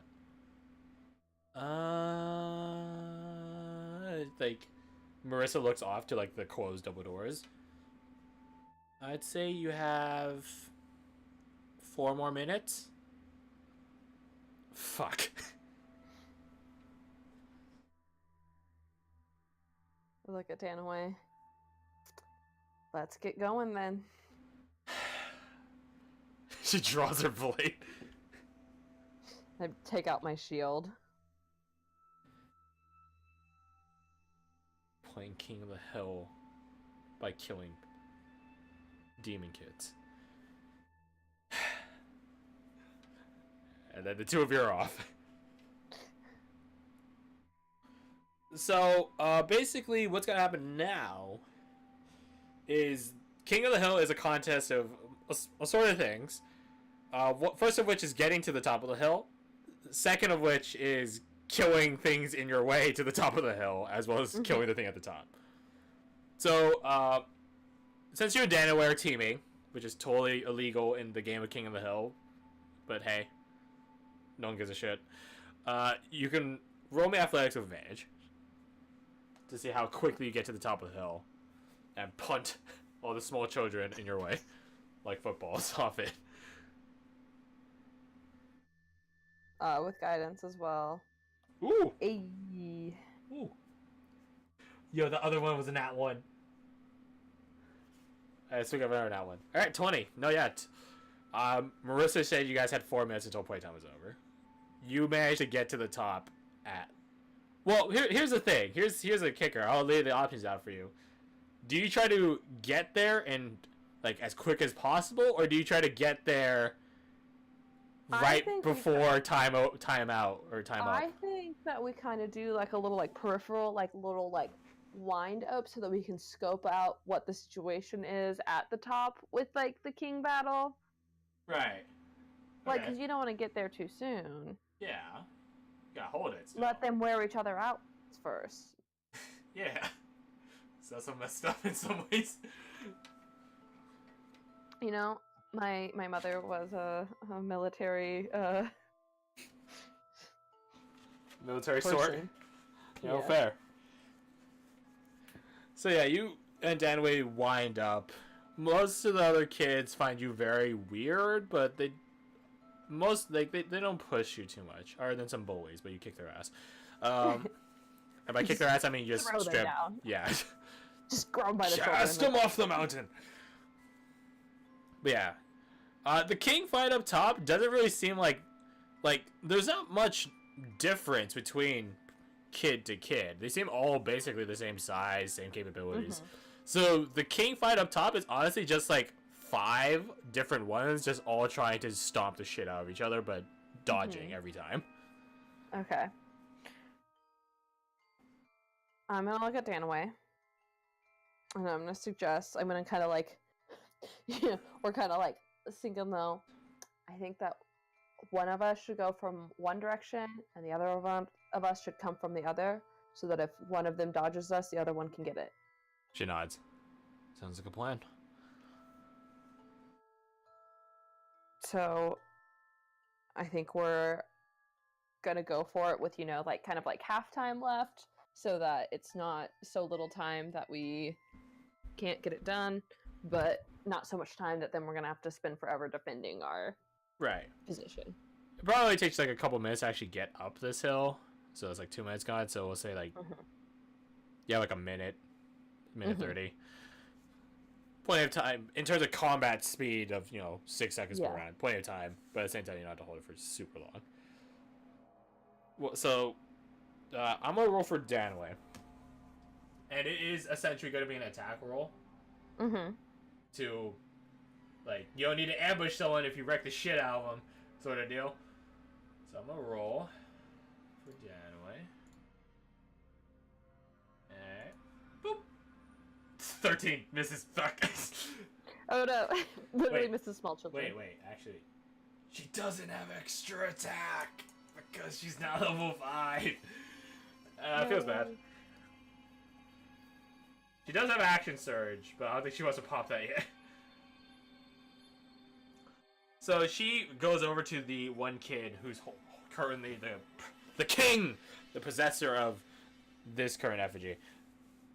And she moves a swipe at them, and they just sort of duck out of the way. Right into you. Plan going correctly. So, make your attack with advantage, because you're flanking them. Okay. I mean, is this just gonna be... We're gonna see if you, like, deck this shit out of this kid when they're not looking. So is it gonna be, a d20 plus my strength modifier then?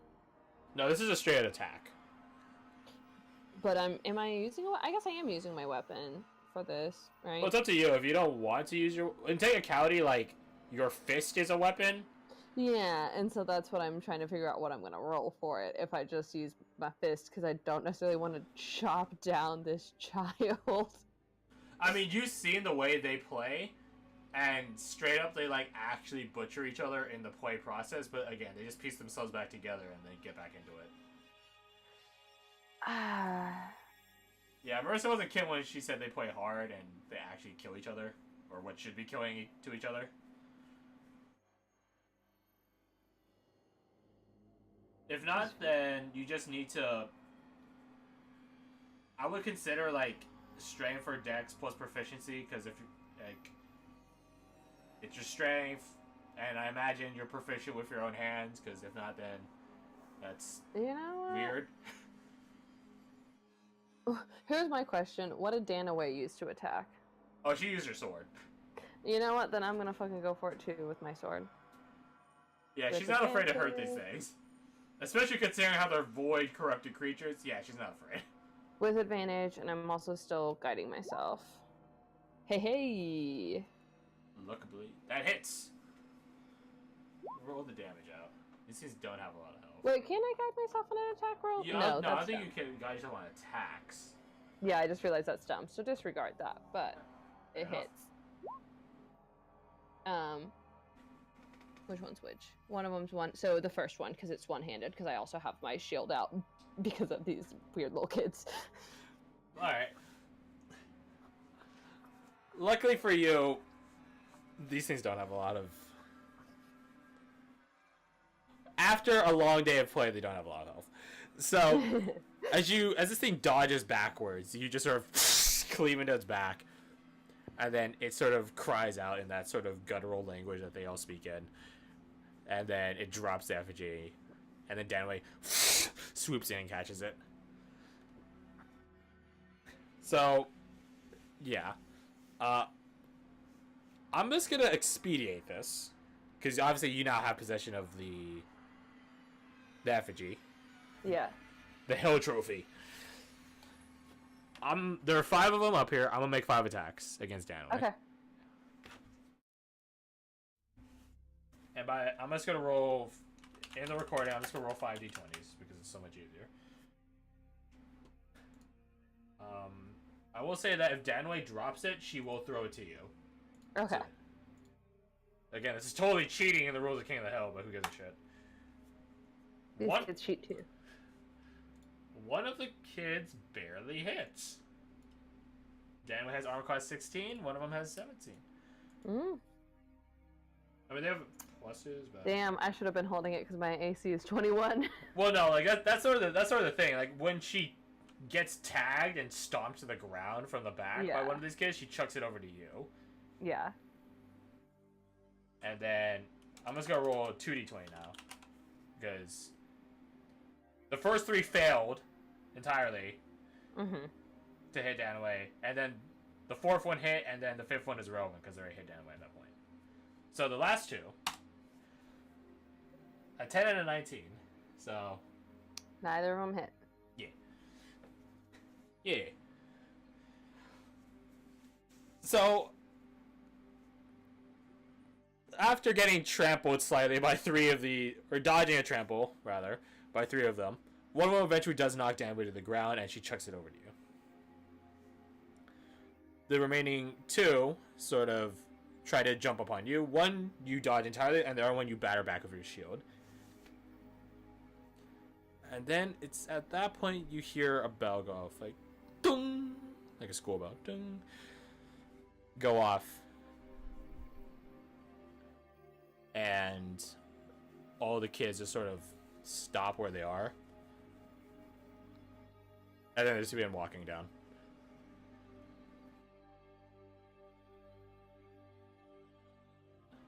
I hold up the effigy and like wave it at Danaway, like, we got it.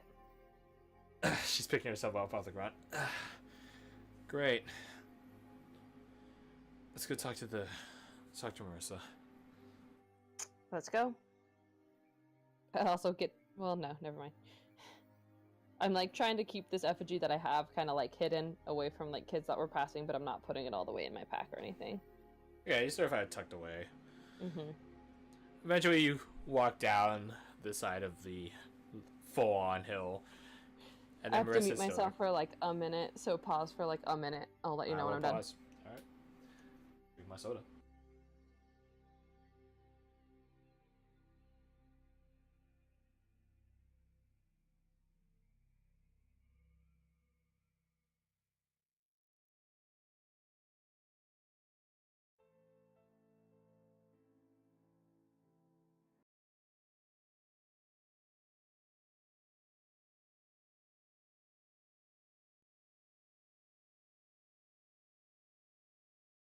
Crash, I'm back. You are back. Hello. I'm drinking my Coca-Cola Vanilla. Sponsored by Coca-Cola. I wish. I love vanilla Coke. This is my first time having it. It's pretty good. Oh, I like vanilla flavor stuff. Anyways, let's get going because that was just a call that I am being called to practice thing for work. All right, let's speed this up then. So you eventually get back down the hill, and you find Marissa waiting there. She's sort of kicking her legs into the dirt. You're back. Did you win? And I just waved the doll as a response. Yes, yes. I mean, does she go to jump for it? She's like sort of trancing about in place. Does she try to grab it? Is what I guess what I'm asking. She does prance up to you. She doesn't attempt to grab it, but she does hold out her hands for it. I'll give it to you when we get to our friend. Okay, fine. Follow me. And she begins, like, as evil as this creature looks, Marissa does wear her heart on her sleeve. So as she happily prances back and forth, she leads you over to one of the camps that are on the far side of this impossibly large playground. Just a bunch of tents and such, very tribalistic. And there's sort of this sort of jovial, festival like muttering of this weird guttural language between all of them, and then Marissa just straight up brings you through all of them, and as you guys are stepping deeper and deeper in, it just sort of quiets down to a stop until it's just dead silent. Mm-hmm. And you see, tied to a post, kneel down or sort of sat down on the ground is one of the seekers. Okay. It's gagged by some sort of sock or something. I reached down to ungag him. Are you hurt? No, except my pride. Did they capture you then? I guess I sort of woke up like this. Okay. So you didn't wake up in one of the cells? No? What's those? Listen, get me out of here. Yeah. Please. I go to cut the ropes that are tying him up. Hey! You can't do that. I have some things that are probably worth more than him. And I hold up the effigy. Gimme. And then you can do it. Gimme. How about... Please? I'll give you this one now. And if you untie him, then I'll give you the other one. She looks really confused. So I get both if This if I This is Marissa, right? yeah. Or is this... Yeah, Marissa's the only one that bothers speaking to you in common. that's what I figured. Yeah. So I get both if we let him go? I'll give you one now, and you let him go, and then you bring all three of us to Mama. Or Mommy, rather. And I get the other one? Yes. Deal. Give Okay. me. I throw her the one that I have in my hand. You. And she starts dancing in place and it's like it's like watching someone do a touchdown. Yeah. You only get the other one if all three of us get to Mommy. Deal.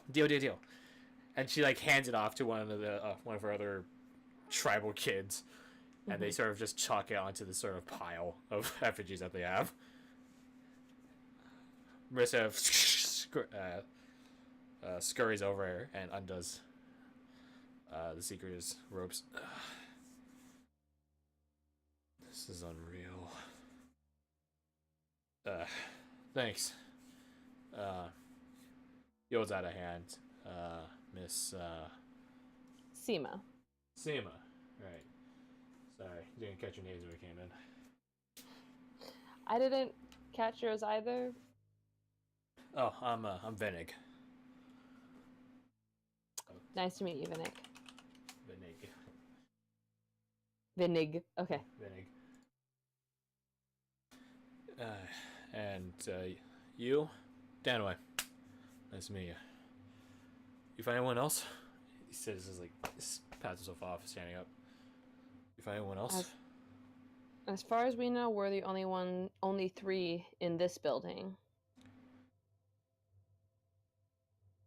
You hear some giggling noise as you finish saying that. Not from Marissa, but from the rest of them.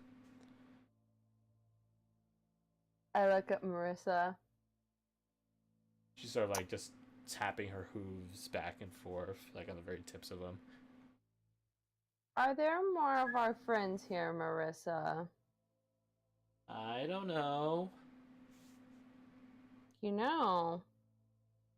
If there are other people, if there are other of our friends here, and they're in the other packs, we could get them and get some of their effigies at the same time.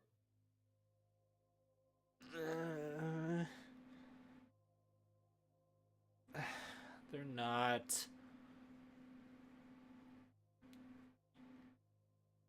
Thank you for being honest. You're welcome. There might be one with Mom, though. What? Well,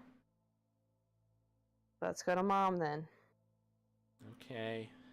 But she might be tired. So be nice. I'm always nice. Yeah, I guess. She ends leading you and Danwin Venig. He's like patting himself down, checking his gear as you guys are walking. Not what I was expecting when we were stepping into the cradle. I don't think that anyone could have expected this. You know, fair. Like, you guys are... Like, it's really weird. Like, at the sort of bell ring, the place actually darkens. You don't know what is actually illuminating this place, but it actually does darken. Mm-hmm. So it's sort of like this twilight hour right now. And then Marissa leads you over to the double doors and pulls it with what little strength she has in her child body. Her little teddy baby arms. Her little tiny baby arms. She pulls open one of the doors and then walks inside. I follow behind. You follow, as is Dan Wayne Vedic. And it's a similar staircase that leads up. Similar to the one that brought you to where you are now. Oh, so we're really going to the attic now. You're really going to the attic now. And as you're going up, this sort of twilight, sort of barely lit demeanor of the area begins changing just straight out to darkness. And it doesn't take long for you to actually be in pitch darkness. The only thing you can sort of see are the sort of the dim, faint light projecting off of Marissa's eyes. Mm-hmm. Danaway moves to like light a torch, but Marissa's like, no, no, no, no. Mommy likes it dark.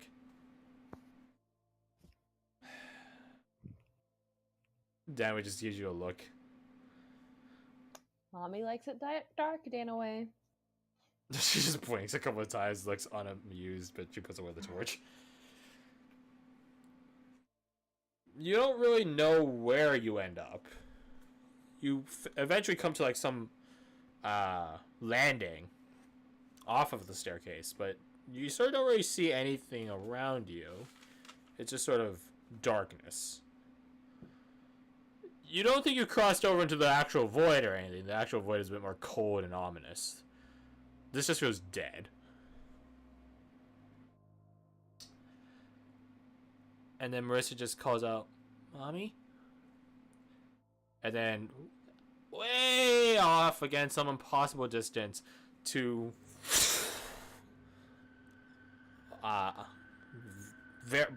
stark contrast to the darkness around it. Bright color eyes just sort of flare open, revealing, true to what Marissa detailed, a much larger and more prominent goat head skull mask. When I say larger and more prominent, I don't mean like you know, it's the size of a person or anything. I mean it's like the size of like a dining table. Oh, okay. Yeah, it's a very large, just sort of floating skull that just, even at this distance, it's very clear that it's quite large. Mm-hmm. I made new friends, and she gestures grandiosely to you. You can see how the peripheral of your eye that the seeker shakes his head like, friends. I'm not your friend. I'm not your friend. And they're wondering if one of their friends is here.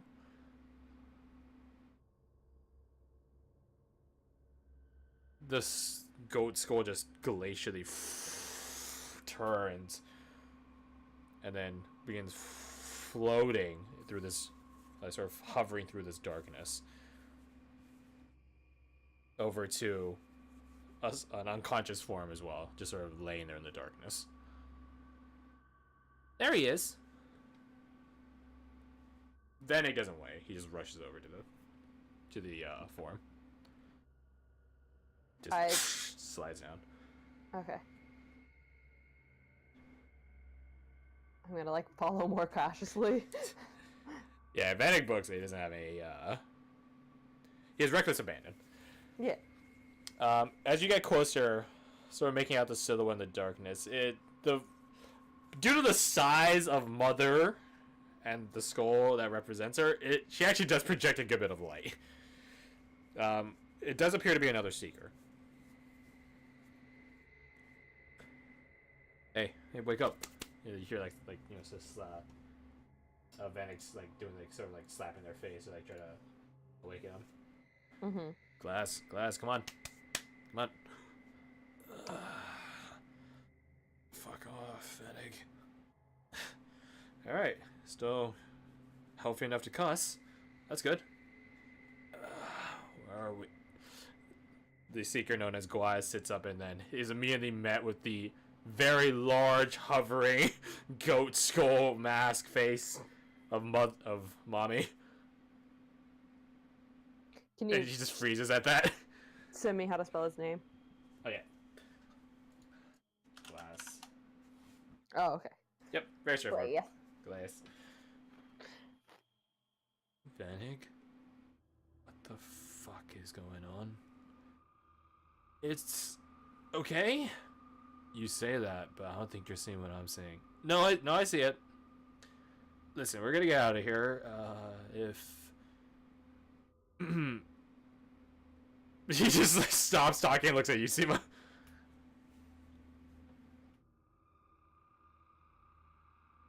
Yeah. We were hoping, Mommy, that we could get out of here. Tries to look at you.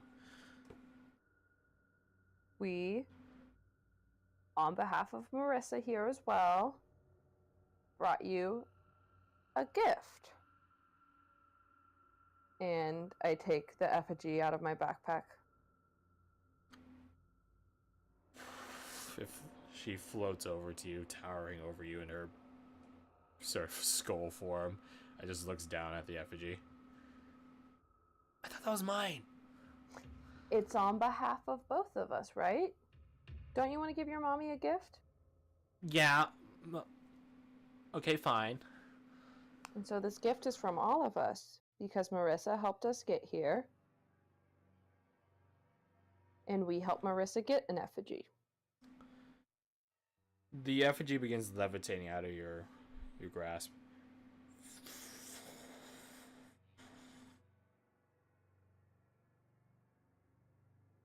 And then it's sort of levitates and floats over to in front of the mommy skull. What a weird thing to say. And she brings it over off to another part of this never-ending darkness. And you see this place that she brings it to, this, flesh-bound effigy. You see a number of little, the irony of the names, cradles for like babies and toddlers. Mm-hmm. Silent. And then the little effigy floats away from the mother skull and is sort of held aloft, looking down into the little cradle, one of the little cradles. And then you hear a baby, like a baby's cry, just ring out and echo across this endless darkness. I cannot replicate a baby's cry because I'm not a baby. Yeah. And then the effigy begins sort of twitching, like moving on its own volition. And then it sort of begins getting moved again by mommy. And it sort of begins growing. Its otherwise featureless arms begin sprouting hands, its legs begin morphing, and the hair just sort of begins wrapping around the entirety of its head and coalescing into a mask. And then this effigy actually grows into another kid. Same size of Marissa. Well, Oh, shit. You hear Gwaz like groan from where he's laying or sitting up on the ground. That's not fucking right. That's not right.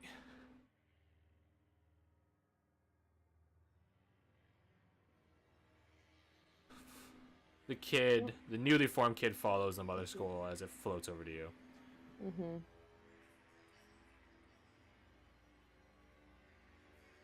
And in this very ethereal, ghostly, whispering voice, not so guttural as any of the kids,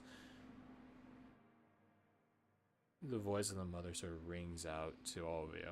Not into your heads. It actually does sort of... It's obvious where the source of this noise is. If your friends want to go, they can go, Marissa. But you have to stay. Of course. Good girl. Turns to look at you. The door is open for friends of my children. I give her like a little like half bow. Danway does a quarter bow. Yeah. Yeah, I mean like basically not even a half bow, more just kind of like a nod, like the idea of like an acknowledgement. Thank you for your hospitality. Yeah, thanks. You're welcome anytime. Y'all come back now, you hear? Glaz just... it's like this caused like a violent reaction to him. It's just so grotesque that he heard that he actually just... I'm gonna go and help Glass stand up if he hasn't yet. Thanks. Alright. Let's get out of here. Bye! Marissa waves with her black toned skin and arms. You know the way out, right? Or do you need me?